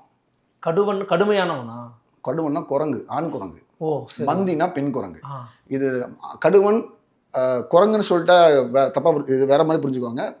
மக்காவுன்னு சொல்லுவோம், சோலை மந்தின்னு சொல்லுவாங்க. இது வெஸ்டர்ன் மேற்கு தொடர்ச்சி மலைகளுக்குமே மட்டுமே உரித்தான ஒரு பிரிமிட்டிவ் ஏப், மனிதனோட மிக நெருக்கமான ஒரு உயிரி அது. கடுவன் மந்தி.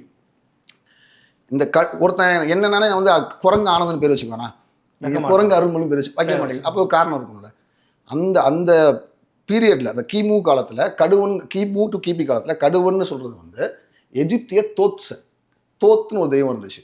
அதை வந்து பபூன் குரங்கு, அதுக்கு முன்னாடி வரைக்கும் சொன்னாங்க இல்லையா, ஒரு அன்றில் பறவையாக வரைவாங்க. அதுக்கப்புறமா கிபி 2-3 அதை வந்து ஒரு பபூன் குரங்கா தான் வரைஞ்சாங்க. அந்த இன்ஃப்ளூயன்ஸோட பேர் இங்கே இருக்கு. இளவெயினார் அப்படின்னா அவங்களுக்கு வந்து இளவெயில்னா என்னங்க? இளவெயில். இளவெயில்னா ரொம்ப மென்மையான வெயில். எஸ், ரா, எகிப்திய கடவுள் ரா. காலை சூரிய உதயத்தை குறிப்பார். கடுவன் இளவெயினார், ரா, தோத்து. இந்த வழிபாட்டோட எச்சங்கள் மட்டும் இல்லை, இந்த வழிபாட்டோட தாக்கங்களும் நம்ம ஊரில் இருந்துச்சு. தைப்பொங்கல், அதுக்கு ஏன் 5 நாள் லீவுங்கிறத எஜிப்ட்லேருந்து தான் வருது. அது நம்ம தனியாக வேணால் ஒரு பேசுவோம். கேலண்டரிங், தமிழ் கேலண்டர் எஜிப்சியன் கேலண்டர் எப்படி பயங்கரமாக மேர்ஜ் ஆகும், மேட்ச் ஆகும் அப்படின்ட்டு. ஸோ பாயிண்ட் இதுதான். இவங்க பேசும்போது வடக்கு மட்டும் எடுத்து பேசலை, சுற்றி இருந்ததெல்லாம் எடுத்தும் பேசுகிறாங்க. நீங்கள் முருகன்ட்ட வந்து இன்னொரு பார்த்தீங்கன்னா சரவண பவன் ஒரு 6 ஸ்டார் பார்த்துருப்பீங்களா? ஆமாம். அதை வேற எங்கேயாவது பார்த்துருக்கீங்களா? இந்த ஏதோ ஒரு பேர் டக்குன்னு மறண்டா சார். இஸ்ரேலோட ஃபிளாக்ல இருக்கும் ஸ்டார் ஆஃப் டேவிட்னு சொல்லுவாங்க. ஏன் ஸ்டார் ஆஃப் டேவிடையும் முருகனையும் சேர்த்துக்கிறாங்க தெரியலையே. ஏன்னா 7 கடவுள்கள், 7ன்னு சொல்லுவாங்க. Gabriel, Michael. ஆமா, இந்த 7னா தேவதைகள். அந்த மாதிரி 7 தேவதைகள் இருக்காங்க. சப்த கன்னிகள், நம்ம ஊர்லயும் சப்த கன்னிகள் இருப்பாங்க. அவங்களும் இந்த பிளேடியஸ்ன்னு சொல்ற கிருத்திய நட்சத்திரத்தை 7 கன்னிகளை தான் வணங்கினாங்க. இந்திரலோகத்தில் 4 அழகப்பன்னு ஒரு படம் வந்துச்சு, அதுவும் கிரீக் லிட்ரேச்சர்ல இருந்து வர படம் தான். இப்படி நிறைய விஷயம் நம்ம ஊருக்கும் அங்கே கிரீக்ல எஜிப்ட்லாம் வந்து கனெக்டடாக இருக்கும். நட்சத்திரங்களை வழிபட்டாங்க. உலகத்தோட கரெக்டாக இருக்கும்போது என்னப்பா வடக்குன்னு கேட்குறீங்க? இது ஏங்க கேரளாவில் கேத்தலிக் சிரியன் சர்ச் கேள்விப்பட்டிருக்கீங்களா? ஆமாம். சிரியாவில் எப்போங்க கிறிஸ்துவம் வந்துச்சு? 7ஆம் நூற்றாண்டுக்கு முன்னாடி, 7ஆம் நூற்றாண்டுக்கு. ஆமாம், நபி வந்ததுக்கப்புறம் கிறிஸ்டியானிட்டியே கிடையாது. சிரியன் கிறிஸ்துவம் எப்போ இங்கே வந்தான்? அப்போ கேரளாவுக்கு யூதர்களோட முதல் குடியிருப்பு வந்து குருவாயூர்லேருந்து பக்கத்தில் கூட பழையூருங்க. கிபி 1, 2000 வருஷத்துக்கு முன்னாடி யூதர்கள் கேரளாவுக்கு வந்துட்டாங்க. ஓகே. 1700 வருஷத்துக்கு முன்னாடி சிரியர்கள் இந்தியாவுக்கு வந்துட்டாங்க, கேரளாவுக்கு வந்துட்டாங்க. We were trading for ages. நீங்கள் வந்து வடக்குன்னு மட்டும் இல்லைங்க, உங்கள் லிட்ரேச்சரோட செழுமை வந்து கடல் கடந்து போகுது. மதுரை காஞ்சியில் வந்து புலம்பூர் ஐவர்னு அலெக்சாண்டருக்கு முன்னாடி கிரேக்கம் 5ஆ உடஞ்சதை பற்றி பேசிட்டு இருக்காங்க. மதுரை காஞ்சியில் நீங்கள் பக்கத்து ஸ்டேட்ல இருந்து பேச மாட்டாங்களா? பேச மட்டும் இல்லை, கலாச்சே எழுதியிருக்காருங்க. நல்லா கிட்டத்தட்ட அதுதான் வந்தனே. என்னன்னா இலக்கிய சான்றுகள் நீங்கள் வந்து நிறைய அடுக்கடுக்காக சொல்கிறீங்க. தொல்லியல் சான்றுகள், குறிப்பாக கல்வெட்டுகள் போன்ற விவகாரங்களில் முருகனை பற்றின குறிப்புகள் தமிழ்நாட்டில் எவ்வளோ கிடச்சிருக்குன்னு அதில் நீங்கள் வந்து அந்த தமிழ்நாட்டில் கோவில் கட்டடக்கலைன்னு ஒன்று ஆரம்பிக்கும் போதே உங்களுக்கு வந்து முருகனும் கிளம்பிடலாம். நம்ம ரொம்ப லேட்டாக வந்தாலும் சொல்ல முடியாது. குடவர கோவில்கள் ஆரம்பிக்கப்படும் போதே திருப்பரங்குன்றத்தில் குடவரம் வந்துருச்சு. 7ஆம் நூற்றாண்டு பராந்தக நெடுஞ்சடையன், அதாவது அந்த யானைமலை நரசிம்மர் கோவில் யாரு கட்டினாங்களோ அவனே தான் திருப்பரங்குன்றம் கூட. 2 கட்டினவங்க வேற. இவன் மாரங்காரி நரசிம்மர் கோவிலை கட்டினவன். இவர் வந்து சாத்தன் கணபதி. ஆட்கள் வேற, ஆனால் அரசன் ஒருத்தன் தான். அதே பீரியட்லாம் வந்துருக்காரு. உங்களுக்கு திருச்செந்தூர்ல எல்லாம் வந்து 216 அடிக்கு 9th சென்ச்சுரி டீட்டெயில்டு கல்வெட்டுகளே வந்துருது. 1400 பொன் கொடுத்து ஒரு 19 கிராமங்களை ஒன்றிணைப்பாங்க. என்ன பண்ணுவாங்கன்னா, கிராம சபைக்கு வந்து காசு கொடுத்துருவான், ஃபிக்ஸட் டெபாசிட். அந்த ஃபிக்ஸட் டெபாசிட்டை வச்சு வருஷத்துக்கு இந்த நாளில் அவன் வந்து நெய் மட்டும் கொடுப்பான். ஒருத்தன் நெசவாளர் வந்து துணி பாவாடை பாவாடைன்னா வந்து இடுப்பு கீழே கூட ஒரே துணி, அவன் துணி நெஞ்சு கொடுப்பான். இப்படி ஒவ்வொரு கிட்ட 19 கிராமங்களுக்கு அந்த 1400 பொண்ணை பிரித்து கொடுத்து. ஸோ உங்களுக்கு முருகன் வந்து இது பொண்ணு ஏன் சொல்கிறேன்னா பேங்கிங் சிஸ்டத்துக்குள்ளேயே முருகன் வந்துடுறான். ஒரு கோவில் சோழர்களோட ஆட்சியில் எப்படி இருக்குன்னா, கோவிலுக்கு பெரிய பெரிய வணிகர்கள்ட்ட காசு கொடுப்பாங்க, அவங்க வட்டி கொடுப்பாங்க, பொலிசைன்னு சொல்லுவோம். இவன் பாண்டியாஸ் வந்து அதை கிராம சபைக்கு கொடுத்து பொலிசை வாங்குறான். அந்த கல்வெட்டும் திருச்செந்தூர் முருகன் கோயிலில் தான் அவங்களுக்கு கிடைக்குது. அப்போ முருக வழிபாடுங்கிறது சிவன் குடவரை பெருமாள் குடவரைகள் எப்போ ஆரம்பிச்சதோ அப்பயே இங்கே முருகன் வந்துருச்சு. ஏன்னா அதுக்கு முன்னாடி வரைக்குமே முருகன் தான். இன்றைக்கி நீங்கள் புதுசாக வர மதங்கள் கோயில் கட்ட ஆரம்பிக்கும் போது நானும் கட்டிட்டேன். இப்போ நீங்கள் ஒரு ஊர் இருக்கோம், அங்கே ஒரு குலதெய்வம் இருக்கும், கண்டுக்கவே மாட்டோம். பக்கத்தில் ஒரு சாய்பாபா கோயிலில் சர்ச்சை வந்துச்சுன்னு வச்சுங்களேன், முதல் கோயிலில் நம்ம பெருசாக கட்டுவோம். அவ்வளோதான் பஸ், அவ்வளோதான். எல்லா மதம் வரும்போது அவன் பெருசாக கோயில் கட்டினா நம்ம கட்டிட்டோம். இன்னைக்கு வரைக்கும் அவனையும் நம்ம விடலை, அவனும் நம்மளை விடலை. ஸோ ஒரு 3000 வருஷமாக அவனை ட்ராவல் பண்ணிட்டு தான் இருக்கும். கல்வெட்டு சான்றுகள் அதெல்லாம் கிடைச்சிருக்கு. அதுதான் அவங்க சொல்கிறேன். திருச்செந்தூரில் 216 அடிக்கு உங்களுக்கு பேங்கிங் சிஸ்டத்தோடையும் கல்வெட்டு கிடைச்சிருது டீட்டெயில்டா. ஓகே. 19 கிராமங்களை ஒன்றிணைக்கிறது, அவங்களுக்கு வந்து கார்பஸ் ஃபண்டு கொடுத்து வருஷம் தொடர் நீங்கள் திரும்ப கொடுக்கணும்டான்னு சொல்கிறதெல்லாம் வந்து உங்களுக்கு வருது இல்லை. சைவம் மாதிரி வைவனம் மாதிரி ஏன் வரலைங்கிறதுக்கு 1000 காரணம் இருக்குது. நமக்குள்ளே நிறைய அடிச்சுக்கிட்டோம். சைவமே சைவம் அடிச்சுக்கிச்சு, வைணவம் வடகலையா தென்கலையா இன்றைக்கி அடிச்சுக்கிட்டு தான் இருக்குது. அந்த மாதிரி நான் அதுக்குள்ளேயும் நிறைய இருக்குது. ஸோ அது ஏன் இப்படி பிக்கப் ஆகுங்கிறதுக்கு வேறு கதை. எவிடன்ஸ் இருக்கானா எவிடன்ஸ். பட் நீங்கள் இப்போ வரைக்கும் தமிழ் கடவுள் அப்புறம் வந்து இது நம்மளுடைய எப்படிலாம் நம்ம பார்த்துருக்குறோம் அப்படிங்கிற ரீசன்ஸ் எல்லாம் சொல்கிறீங்க. இன்றைக்கி பொலிட்டிக்கலாகவும் முருகன் வந்து ஒரு முக்கியமான இடத்துக்கு பிடிச்சிருக்கிறாரு தமிழ்நாட்டில் சொல்லலாம். குறிப்பாக நீங்கள் பார்த்துருப்பீங்க, ஒரு 10-15 ஆண்டுகளாக தமிழ் கடவுள் முருகன் அப்படிங்கிறத தமிழ் தேசியம் பேசுகிறவங்க ரொம்ப அதிதீவிரம் முன்னெடுக்கிறாங்க. அதன் பிறகு பிஜேபிக்காரங்க சில பேர் ட்ரை பண்ணாங்க, அவங்க பெருசாக ஒர்க் அவுட் ஆகலை அப்படின்னா கூட இப்போ இன்றைக்கி முதலமைச்சர் பாருங்க ஜோசப் விஜய் அவர்கள் முருகன் கோயில் திருச்செந்தூர் முருகன் கோயில் போய் வேலை பிடிச்சிட்டு வந்து வெளில வந்து நின்னார். After becoming CM or before CM I think so. அது பண்ணி தாங்க ஆகணும். ஆமாம். ஸோ என்னன்னா அப்போது முருகன் அப்படிங்கிறவர் இன்னைக்கு ஒரு பொலிட்டிக்கல் கலரோடவும் பார்க்கப்படுறாரு. குறிப்பாக தமிழர் இன மூதாதை அப்படிங்கிற ஒரு காயின் அவர் பண்ணுறாங்க. அதை பற்றி உங்கள் கருத்து என்ன? சரி, நீங்கள் வந்து தெய்வத்தை மனித இயல்போட இணைச்சி பார்க்குறது வந்து இன்றைக்கி இல்லை, சங்க லிட்டரேச்சர்லேயே வந்து தான் சொல்கிறேன். ஏன்னா உன் காதலன் முருகன் மாதிரி இருக்கான்னு பாடிடுறோம். ஸோ அப்படி பார்க்கும்போது உங்களோட மூதாதையாக முருகனை நினச்சி பார்த்து வச்சுக்கிறதும் தப்பு கிடையாது. இல்லை, அதாவது என்ன சொல்கிறாங்கன்னா, அவர் தெய்வத்தை கடவுளை போய் மனுஷனாக்குறிய நீங்களாம் இப்படியா அப்படி இப்படின்னு அது வேற மாதிரி திரிக்கிறாங்களே. 3000 வருஷமா அவன் அதை பார்த்துட்டாங்க.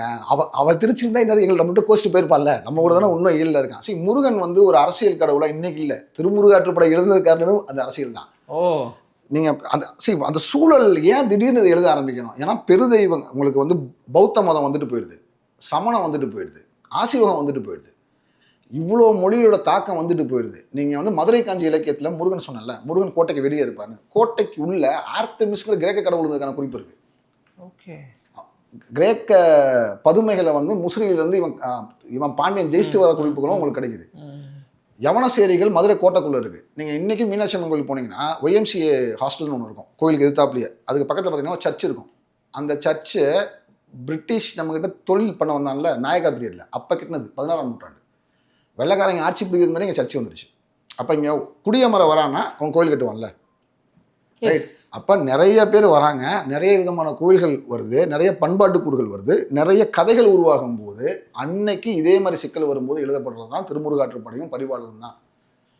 ஸோ இதே மாதிரி அடுத்த சிக்கல் வரும்போது அருணகிரிநாதர் வராரு உங்களுக்கு பிற்காலத்தில், ரொம்ப பிற்காலத்தில். அதான் கேட்க வந்து இப்போ பிற்காலத்தில் நீங்கள் சொல்கிற மாதிரி சங்க காலத்தை தொட்டிங்க, அது அந்த கூறுகளை சொல்கிறீங்க, தொழில் சங்கலாம் சொல்லிட்டீங்க. பிற்காலத்தில் ஔவையார் அருணகிரிநாதர் போன்றவரும் முருகனை பற்றி பாடக்கூடிய சில பாடல்கள் நம்ம பார்க்க முடிகிறது இல்லை? ஐ திங்க் ஸோ. கந்தபுராணம் அப்படிதானா? கந்தபுராணம் ரொம்ப பிற்காலம், ரொம்ப பிற்காலம். அருணகிரி பிற்காலம் தான். அப்போ அது போன்ற விஷயங்களை அவங்க முருகனை எப்படி பார்த்துருக்குறாங்கன்னு நினைக்கிறீங்க? இது வந்து எப்படின்னா, ஒரு இது இன்டலெக்சுவல் காட்லேருந்து உங்களுக்கு வந்து கடவுள் முதல்ல முருகன் வந்து சாமியாடியாக இருக்கான், அப்புறம் கோட்டைக்கு வெளியே மறவர்களோட கடவுளாக இருக்கான், அப்புறம் கோட்டைக்கு உள்ளே போய் அரசர்களோட கூடிய வரான், அப்புறம் இன்டலெக்சுவல் காடாக மாறுறான், தத்துவார்த்த கடவுளாக மாறுறான். அதுதான் இந்த புராண கதைகள் எல்லாமே. அவன் அப்படி பெரிய ஹீரோ லாட்ல அப்படிலாம் அது பயங்கரமாக போயிடுது. இது போய் ஒரு லெவலில் ரீச் ஆகிட்டு அதுக்கப்புறம் வந்து இந்து மத கோட்பாடுகள்லேருந்து தான் நீங்கள் வேற இதுக்கெல்லாம் போக ஆரம்பிக்கிறீங்க. சைவம் வருது, வைணவம் வருது. இந்த ட்ரெடிஷன் 6ஆம் நூற்றாண்டுக்கு அப்புறம் தான் எல்லாமே. சிவன் வழிபாடு, பெருமாள் வழிபாடுலாம் உங்களுக்கு கிபி 6க்கு அப்புறம் தான். அதுக்கு முருகன் இருக்கும்போது இந்துன்னு ஒரு மதமே இல்லை, வாய்ப்பே இல்லைங்க. ஏங்க வெள்ளைக்காரத்துக்கு முன்னாடியே இல்லைங்க, வெள்ளைக்காரன் வந்ததுக்கப்புறம் தாங்க வந்துச்சு. அப்போ அன்னைக்கு வந்து உங்களுக்கு சைவம் இதெல்லாம் வரும்போது முருகன் வந்து சிறுகடவுளெல்லாம் மாறல, சைவம் முருகனை தனக்குள்ள சுவீகரிச்சுக்கிச்சு. ஓகே. ஏன்னா அவங்களுக்கு அரசர்களோட சப்போர்ட் அன்னைக்கு வந்து முருகனுக்கு இல்லை, சைவத்துக்கு இருந்துச்சு, வைணவத்துக்கு இருந்துச்சு. சைவம் வைணவத்துக்கு ஏன் அவங்க சப்போர்ட் பண்ணாங்க, அது அடுத்து வேற கம்ப்ளீட்டாக வேற தியரி, அது கம்ப்ளீட் வேற தியரி. அப்போ அப்படி டிக்ளைன் ஆயிடுச்சு. அந்த டிக்ளைனோட டைம் வந்து கிட்டத்தட்ட 14ஆம் நூற்றாண்டு 15 வரைக்கும் போகிறப்ப அருணகிரி வராது. அவர் திரும்ப தகவமைச்சுக்கிறாரு முருக வழிபாட்டை. அன்னைக்கு அவர் என்ன செய்கிறாரு, இதோட காம்படிட் பண்ணணும்னா நம்மளும் அடிச்சு நவுத்தணுன்ட்டு டக டக டக டக டக இது எல்லா கதையும் அந்த அருணகிரி ரீகால்குலேட் தான் பண்ணுறாரு. திரும்ப ரீகால்குலேட் நக்லர் பண்ணதே தான். எல்லா கதையிலும் ஏற்றிக்கிட்டு இந்த புகழெல்லாம் உடைய முருகனுங்கிறது அக்செப்டன்ஸ், இன்க்ளூசிவ்னஸ். நீங்கள் உங்களை சேர்த்துக்கிட்டே போகிறனால தான் முருகன் எத்தனை நாள் தப்பிச்சுக்கிட்டே இருக்கான், தமிழ் மொழி மாதிரி. இப்போ என்னால் நம்ம எல்லாராலையுமே இப்போ நல்ல இலக்கியமும் படிச்சுட்டு முருக வழிபாட்டையும் பார்க்கக்கூடியவங்களுக்கு சுவாமி மலையில் இல்லைன்னா திருச்செந்தூரில் எங்கே நடக்கக்கூடிய அந்த வைதிக வழிபாட்டையும் ஏற்றுக்க முடியும். ஏதோ ஒரு மூலையில் இப்போ எங்கள் அக்கா வீட்டிலலாம் வந்து முருகனுக்கு தான் கிடா வெட்டினாங்க. குலதெய்வம் கோயிலுங்கிறது முருகன் கோயில் தான், முருகனுக்கு தான் குழந்தை பிறந்தா கிடா வெட்டுவாங்க. ஸோ அந்த சங்க இலக்கியம் சொல்கிற மாதிரி சிறுதனைகளோட கூழும் கெடாவும் வெட்டுறதும் நடந்துகிட்டு தான் இருக்குது. 3000 வருஷத்துக்கு வைதிக வழிபாட்டிலையும் முருகன் இருக்கான், இங்கேயும் முருகன் இன்னைக்கு இருக்காங்க. சரி, நான் ஒரு நல்ல எக்ஸாம்பிள், நான் இதையும் பார்க்குறேன் அதையும் பார்க்குறேன். அப்போ நான் எதுக்கு முருகனா சரி நீங்கள் பேசுகிறவங்க பேசிகிட்டே இருங்கப்பா, இங்கே ஒரு அமைப்பு இருக்குது. சிவனுக்கு நீங்கள் ஏன் யாருமே பண்ணுறதில்ல? இல்லை பெருமாளுக்கு எத்தனை பேர் நீங்கள் வந்து கெடா வெட்டி இன்னும் சாமி கும்பிட்றீங்க? இல்லையே, கும்பிட்றது இல்லை. அவ்வளோதான். அப்போ இது தமிழ் குடி கடவுளா இல்லையானா இது எல்லா உலகத்தில் இருந்தவனும் இந்த மாதிரி வழிபாடு தான் பண்ணான். அந்த குழந்தைக்கு ஒரு பேர் வச்சு வளர்த்துக்கிட்டு வந்து நம்ம தான். அது உங்கள் குழந்தை தான். உலகம் முழுக்க நிறைய இடங்கள்ல இப்போ மலேசியாவில் ஒரு முருகன் இருக்குது. அதே மாதிரி இன்னும் சில பேர் சொல்றாங்க, தமிழ் ஆய்வாளர்கள் ஆஸ்திரேலியா இன்னும் போன்ற பல இடங்கள்ல இருக்கக்கூடிய பழங்குடிகள் கூட முருகனை வழிபடுறதா சொல்றாங்க. அப்படி உலக அரங்குல இருக்கக்கூடிய இடங்கள்ல முருகனை பற்றிய தரவுகளோ ஆய்வுகளோ மேற்கொண்டிருக்கிறாங்க. நிறையவே இருக்குங்க. நீங்கள் வந்து அதாவது எஜிப்டில் வந்து 2ஆம் ராம்சஸ் கட்டின கோவில் ஒன்று இருக்கும், அமூன் தெய்வத்துக்கு. இந்த அமூன்கிறவனும் முருகனும் கிட்டத்தட்ட ஒரே மாதிரி தான் கேரக்டர்ஸும், ரைட். அதாவது அவனுக்கும் ரேம்னு சொல்லக்கூடிய செம்மறி ஆடு தான் படி. 2000 வருஷத்துக்கு முன்னாடி, அதாவது இப்போ ஒரு 2014 ஒரு அகழ்வாய்வு பண்ணாங்க அந்த அமூன் டெம்பிளில். அங்கே கிட்டத்தட்ட ஒரு 2200க்கும் மேற்பட்ட செம்மறி ஆட்டோட தலைகள் கிடச்சிது, மம்மிஃபை பண்ணப்பட்டு. ஓகே. அப்போ ஒரு பெரிய அளவில் ஒரு பலி, அப்போ ஒரு யுத்தத்துக்கு முன்னாடி கொடுக்கக்கூடிய ஒரு பலி அங்கே அமூன் தெய்வத்துக்கு அமூன் இல்லைன்னா அமூன்றான்னு சொல்லுவாங்க, அமூன் தெய்வத்துக்கு கொடுக்கப்படுது. ஒரு போர்க்கடவுளுக்கு செம்மறியாட்டு பலிங்கிறது. உங்கள் ஊர்லேயுமே முருகனுக்கு போர்க்கடவுளுக்கு செம்மறியாட்டு பலி இருக்குது. ஈராக்கில் வாழக்கூடிய குர்திஷ் இன மக்கள், அவங்க குர்திஷ்னு சொல்லுவாங்க. அந்த குர்திஷில் வந்து யாசித்தீஸ்னு ஒரு கிளாசிஃபிகேஷன் இருக்காங்க. முதல்ல அந்த குர்திங்கிறதுக்கே வந்து கன்வின்சிங்கான சில ஆன்சர்ஸ்லாம் இருக்கும். குர்தினா ரத்தத்தை குறிக்கிறது. ஆமாம், குருதின்னு சொல்லுவாங்க. நம்ம சிவப்பு, அதாவது ரெட்டிஷ் பீப்புள்னு எடுத்துக்கலாம். அவன் ஆள் பார்க்க அப்படி தான் இருப்பான். அவங்ககிட்ட வந்து யாசித்தின்னு ஒரு கம்யூனிட்டி. அந்த யாசித்தியோட தெய்வங்கிறது வந்து தபசி மேயோன். அந்த தபசி மேயோனோட எப்படி இருப்பார்னு கேட்டிங்கன்னா, அவர் வந்து மயிலில் வருவார். அவங்களுக்கு வேறு எதுவுமே இல்லை. ஸோ அவங்களோட சிக்கல் என்ன ஆயிடுச்சு அப்படின்னா, இஸ்லாமியத்தோட தாக்கத்தால் இதை வந்து ஒரு ஓப்பன் வழிபாடாக பண்ணாமல் இன்னும் ஹைடவுட்ஸ் தான் இன்னும் பண்ணிகிட்டு இருக்காங்க. இவங்கள தான் ISIS கேன்னு சொல்கிறது வந்து வேட்டையாடுனது குர்திஷ் பீப்புளை. இவங்க வந்து இஸ்லாத்துக்கு எதிராக இருக்காங்க, இன்னும் ஃபாலோ பண்ணிட்டு தான் இருக்காங்க. இன்னும் குர்திஷ் டெம்பிள்ஸ்லாம் இருக்குது. தபசி மேயோன்னு சொல்கிறாங்க. அவங்களுமே 7 பெண் தெய்வங்களோட குழந்தை தான் அந்த தபசி மேயோன்னு சொல்கிறாங்க. நம்ம வந்து கார்த்திகை பெண்களோட மகன் சொல்றது. கார்த்திகை பெண்களோட குழந்தையா ஒரு போர் வீரன், இந்த பிளேடியஸோட போர் வீரன் மகன் ஒரு போர் வீரங்கிறது கிரேக்க கதை. நம்ம ஊரில் இல்லை. நம்ம ஊரில் வடமொழியில் சொல்கிற கதை கூட கார்த்திகை பெண்களோட மகனா முருகனை சொல்லாது. அது நமக்கு லேட்டராக வந்து கந்தபுராணம் தான் சொல்லுது. கேனிஸ் மைனர்னு சொல்லக்கூடிய சப்தரிஷி மண்டலத்தோட குழந்தையா தான் முருகனை மகாபாரதம் ரெக்கார்ட் பண்ணும். அது எப்படி பண்ணோம்னா அக்னி மூலியமாக தான் பிறப்பாங்க. ஆனால் அந்த பிறக்கிறதுக்கு காரணமாக அந்த கேனிஸ் மைனர்னு சொல்லக்கூடிய சப்தரிஷிகளோட மனைவிகள் உருவங்களை சொல்லுவாங்க. தமிழ் பரிபாடலில் இந்த சப்தரிஷிகள் வயிற்றிலேயே பிறந்தான் முருகன் சொல்லுவாங்க. அதுக்கு முன்னாடி ஒரு கதை இருக்குது, அது வேணாம். கொற்றவை மகன் முருகன்ற ஒரே ஒரு லைன் தான். அதுவும் மகாபாரதம் தான் எடுத்துக்காட்டு. மகாபாரதத்தில் என்ன ஆகும், ஒரு ரொம்ப உக்கிரமான ஒரு குழந்தை பிறக்கும். அந்த குழந்தை அடிக்கும்போது மலைகள்லாம் பறக்கும். எல்லா மலையும் பறக்கும்போது மலைமகள் வந்து போய் அவனை வந்து பேசிஃபை பண்ணுவாள், செய்யாத இப்படிலாம் செய்யாதன்ட்டு. அப்போ வந்து தேவர்கள் போய் சொல்லுவாங்க இந்திரன்ட்ட, ஏய் அவனை முதல்ல அடித்து கொல்லியா, இவன் இப்படியே விட்டோம்னா எல்லாத்தையும் அழிச்சிடாம போல இருக்குது அப்படின்னு. அவன் சொன்னால் எனக்கும் பயமாக இருக்குது. நம்ம வந்து முதுமகள்களை போய் சொல்லுவான், ஓல்டு லேடிஸ் ஏன்னா சப்தகன்னிகளை போய் சொல்லுவாங்க. அப்போ அதில் கடைசியாக இருந்தவ காளியோ இல்லைன்னா சாமுண்டியோ அந்த குழந்தைய மாரில் எடுத்து பால் கொடுப்பான். இது மகாபாரத கதை. ஓகே. ஸோ அதில் ஒரு வகையில் அவன் கொலைவி மகனானா. ஆமாம், கொற்றவை மகன் தமிழ் இலக்கிய கூறுகள் இருக்கு. கொற்றவையே உங்களுக்கு லேட்டு தாங்க. நீங்கள் நீங்கள் வந்து ஏன்னா பாலின தெய்வம் கொற்றவை, பாலைநிலம் தொல்காப்பியத்தில் இல்லை அப்புறம் தானே வராங்க. ஸோ அந்த அண்டர்ஸ்டாண்டிங்கில் வாங்க. அங்கேருந்து தான் உங்களுக்கு கொற்றவை வந்து வட இந்திய தெய்வமானா இல்லை, கொற்றவையும் தமிழ் படம் தான். பட் இதுக்கு ஈக்குவலண்டான தெய்வங்கள் வடக்கு இருந்துச்சுன்னா இருந்துச்சு. சப்தமாதர் லைன்ல கொற்றவைக்கு ஈக்குவலான தெய்வங்கள் இருந்துச்சு. அதுதான் இன்னைக்கு நீங்கள் சாமுண்டின்னு சொல்கிறீங்க. தமிழ் இளைய தலைமுறையினர், குறிப்பாக இன்றைக்கு இருக்கிற இளைஞர்கள் வந்து முருகனை பற்றி தெரிஞ்சுக்கணும், அல்லது வந்து இங்கேருந்து ஆரம்பிக்கலாம்ப்பா அப்படின்னா அவங்களுக்கு நீங்கள் சொல்லக்கூடிய ஒரு அறிவுரை என்ன, ஆலோசனை என்ன? அறிவுரையெல்லாம் இல்லை, இது வந்து என்னோட புரிதல் தான். லிட்ரேச்சரை நம்ம லிட்ரேச்சருங்கிறது வந்து ரொம்ப வேஸ்டானது. இதுக்கு வந்து பொழிப்புரை இல்லைன்னா கிளாரிட்டி எழுதுறாங்க இல்லையா, இதுவே 1000 வருஷத்துக்கு அப்புறம் தான் எழுதுறாங்க. அப்போ அவங்களுக்கு தெரிஞ்சதை வச்சு தான் அவங்க ஃபில்லிங் பண்ணுறாங்க. இன்றைக்கி வந்து நீங்கள் அதை திரும்ப திரும்ப மீள் வாசிப்பு பண்ணும்போது அதுக்கு வேறு வேறு அர்த்தங்களும் அதுக்கு நீங்கள் கம்பேர் பண்ணி படிக்கணும். உண்மைதான். அப்படி நீங்கள் ரொம்ப ப்ரீசங்கத்துக்கு போகிறதுக்கு முன்னாடி மிட் லெவலில் ஆரம்பிக்கணும்னா அந்த மூர்த்தி கீர்த்தி ஸ்தலம்னு சொல்லுவோம்ல, அந்த மாதிரி மதுரை காஞ்சியை கையில் எடுங்க, திருமுருகாற்றுப்படையை கையில் எடுங்க. மதுரை காஞ்சி இலக்கியம் வந்து இந்த பக்கம் பே ஆஃப் பெங்கால்லேருந்து இந்த சைடு நீங்கள் தலையாங்கரி சிறுவன் நெடுஞ்செழியனுக்கு பாடி கார்ட்ஸாக யார் இருந்தாருன்னா கிரேக்கர்களும் மிலேச்சர்னு சொல்லக்கூடிய பலூச்சி மக்களும். இதுவும் ரெக்கார்டில் வரும். பேசாவாயின் மிலேச்சர் நாக்கு அறுத்துட்டு நின்றுருக்காங்க. Okay. So he was commanding the entire சி இந்த கோர்ஸ். அப்போ இவன் யார், இவன் என்னன்னு இவனுக்கும் முருகனுக்குமான தொடர்பு, ஏன் இவனோட பாடல்களில் மட்டும் முருகன் வரான், இதெல்லாம் ஓரளவுக்கு புரியும். நீங்கள் தலையாங்கரி சிறுவன் நெடுஞ்செழியனும் மதுரை காஞ்சியும் படிச்சிங்கன்னா. இந்த பக்கம் திருமுருகாற்றுப்படை படிக்கும்போது எத்தனை வகையான முருகங்கள் இருந்தாங்க, எத்தனை வகையில் அவங்கள வழிபட்டுருக்காங்க, சிறு சிறு நம்பிக்கைகளில் முருகனை என்னெல்லாம் சொல்கிறாங்கங்கிறது உங்களுக்கு புரியும். ஒன்று வந்து ஸ்ட்ரக்சர்டு முருகன், ஒரு நகர அமைப்பு கட்டமைக்கப்படும் போது முருகன் எப்படி இருந்தான், எப்படி பார்த்தாங்க. இன்னொன்று வந்து நிறைய நகரங்கள் உருவானதுக்கு அப்புறமா முருகனை எப்படி பார்த்தாங்க. அதுக்கு முன்னாடி இருக்கிறது நிறைய ஸ்கேட்டர்டாக இருக்கும். டு ஸ்டார்ட் இது ரெண்டுமே கம்ப்ளீட்டட் ஆன ஒரு இலக்கியம், திருமுருகாற்றுப்படையும் மதுரை காஞ்சியும். அது ஒரு நல்ல இன்ட்ரோடக்ஷன். ஓகே. சென்சி கிட்ஸ் வந்து எப்பவுமே என்ன கேட்பாங்கன்னா, ஏதாவது ஒன்று சொல்லுங்கண்ணே அப்படின்ற மாதிரி கேட்பாங்க. அதனால டேரெக்டாக கடைசியாக ஒரு கேள்வி என்னன்னா, முருகன் கடவுளா, வாழ்ந்து மறைந்த மூதாதையா? முருகன்கிறது நிச்சயமாக வேல். அவர் வேல், கோல் வேல், அதாவது வேல் அப்படின்னு சொல்லும்போது வெள்ளிக்கு போடுற இவர். வேலன் ரெண்டு குறிப்புமே உங்களுக்கு லிட்ரேச்சரில் வருது. வேலன்னா குண்டு லகரம் போடுறீங்கல்ல, ஆமாம், அது வந்து கையில் இருக்க வேலை குறிக்கும். ஓகே.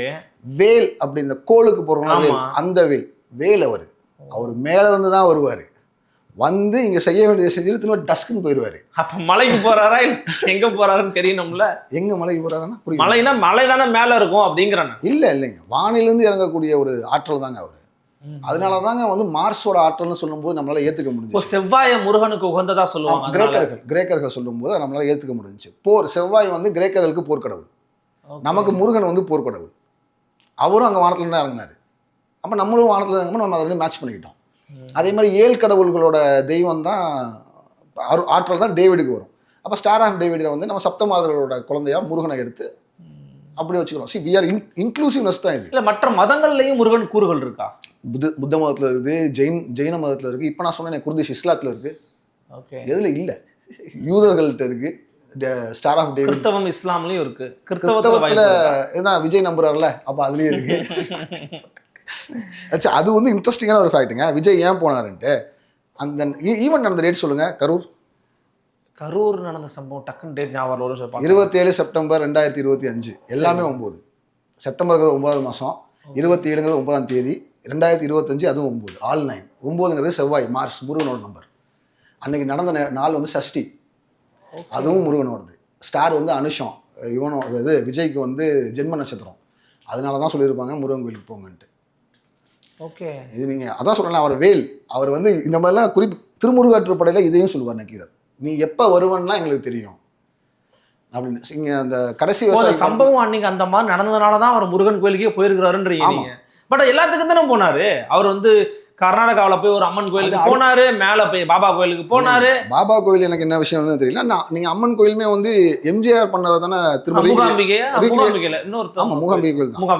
1.6 கிலோல வெள்ளி வேல் கொடுத்தாரு. 1.7. சரி, அதே அந்த 1.6 ஏன் அந்த 7ஆம் நம்பர் அவருக்கு வேணும்? 1ங்கிறது சூரியன், 6 சுக்கிரன், வெள்ளி சுக்கிரனோட உலோகம். அது கம்ப்ளீட்டாக ஒரு பரிகார ஈவெண்ட் தான். அது மட்டும் இல்லை, அவர் சிங்கப்பெண்ணே, மூகாம்பிங்கிறது சிங்கத்தின் மேல் வரக்கூடிய பெண், சிங்கப்பெண்ணேன்னு இங்கே பேர் வச்சு சிங்கப்பெண் அதிரடி படை. ஆமாங்க. இதெல்லாம் உங்களுக்கு வந்து ஆதி நம்பி ரொம்ப இயர்லி பிலீஃப்ஸுங்க. ரொம்ப ரொம்ப ஆதி காலத்தில் சொல்றத பார்த்தா பண்ற எல்லாமே ஏதோ ஒரு பிலீஃபோட தான் பண்ற மாதிரி எனக்கு ஃபீல் ஆகுது. எல்லாமே நான் சொல்ல மாட்டேன், பட் முக்கியமான சில விஷயங்கள் நிச்சயமா வேற வழி இல்லைல்ல உனக்கு.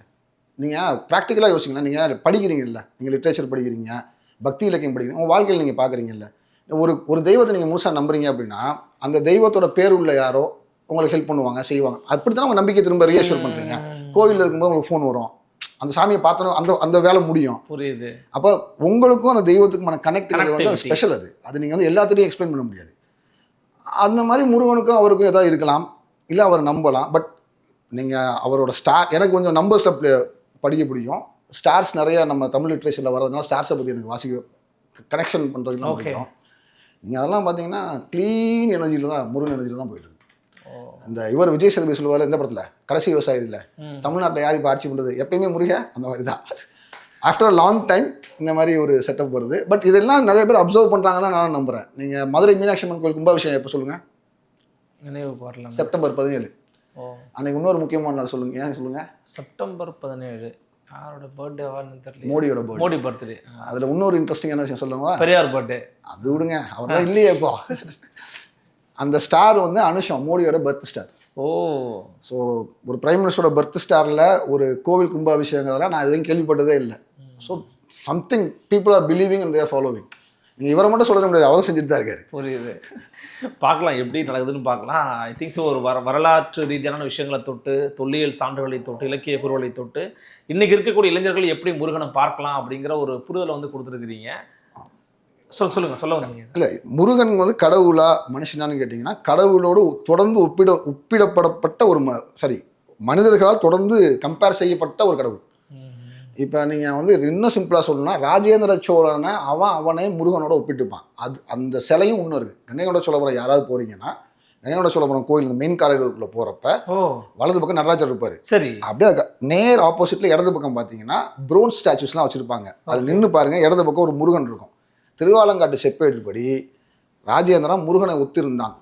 அதே மாதிரியே அந்த சிலை, அந்த செப்பேட்டை சொல்லு, அந்த முருகன் சிலை எப்படி இருக்குன்னு அதே மாதிரி இருக்கும். ஸோ வரலாற்று ஆய்வாளர்களோட அசம்ஷன் வந்து மாடலாக போட்டு அடிச்சிட்டாங்க. அன்னைக்கு மன்னரே முருகனோட ஒப்பிட்டு இருக்கிறாருன்னா இப்போ இன்னைக்கு எம்மா அத்தரன்றீங்க? ஆமாம், ஒரு மன்னர் இல்லை, தலையாங்கத்து செருவன் நெடுஞ்சலையும் ஒப்பிட்டு இருப்பாங்க, மாட முருகனோட ஒப்பிட்டு இருப்பாங்க, காதலன்களை நாயோட வேட்டை நாயோட வர காதலன் வந்து முருகன் மாதிரி இருப்பான்னு ஒப்பிட்டு இருப்பாங்க. ஓகே. ஸோ எப்பயுமே மனிதனோட ஒப்பிடப்பட்டவன் தான் முருகன். அப்போ என்னன்னா, அவன் ஆற்றலாம் மனிதனால உள்வாங்கி வெளிப்படுத்த முடியுங்கிறது தான். நீங்கள் அவன் முருகனை கடவுளாக பார்த்தாலும் சரி, மனுஷனாக பார்த்தாலும் சரி. But point is, when you understand is a god, கடவுளாக பார்த்தீங்கன்னா அவனை நீங்கள் உள்வாங்க முடியும். மனுஷனாகவே பார்த்தீங்கன்னா அப்படின்னா நானும் அவனும் ஒன்று தான் அப்படி, அது இல்லை. அவன் ஹீ சம் ஒன் ஸ்பெஷல். இல்லைன்னா 3000 வருஷம் நம்மளை தள்ளியிருக்க மாட்டாங்க. இன்றைக்கும் நீங்கள் அவனை பற்றி தான் பேசிட்டு இருக்கீங்க, பார்க்காத ஒருத்தனை. நீங்களும் பார்க்கல, நானும் பார்க்கல. ரொம்பவே இன்ட்ரெஸ்டிங்காக இருந்துச்சு. நீங்கள் முருகனை பற்றி நிறைய விஷயங்களை வந்து பகிர்ந்துக்கிட்டீங்க. தொடர்ச்சியாக அவங்கள்ட்ட இன்னும் பலவிதமான விஷயங்களை கேட்டு பெற விரும்புகிறோம். அப்பப்போ எங்களுக்காக நேரத்தை கொடுக்க விரும்பி கேட்டுக்கிறேன். உங்களுடைய கருத்து பகிர்க்கும் நேர பகிர்க்கும் மிக்க நன்றி. Thank you so much. தேங்க்யூ. நன்றி. முன்னு சந்தேகம். வணக்கம்.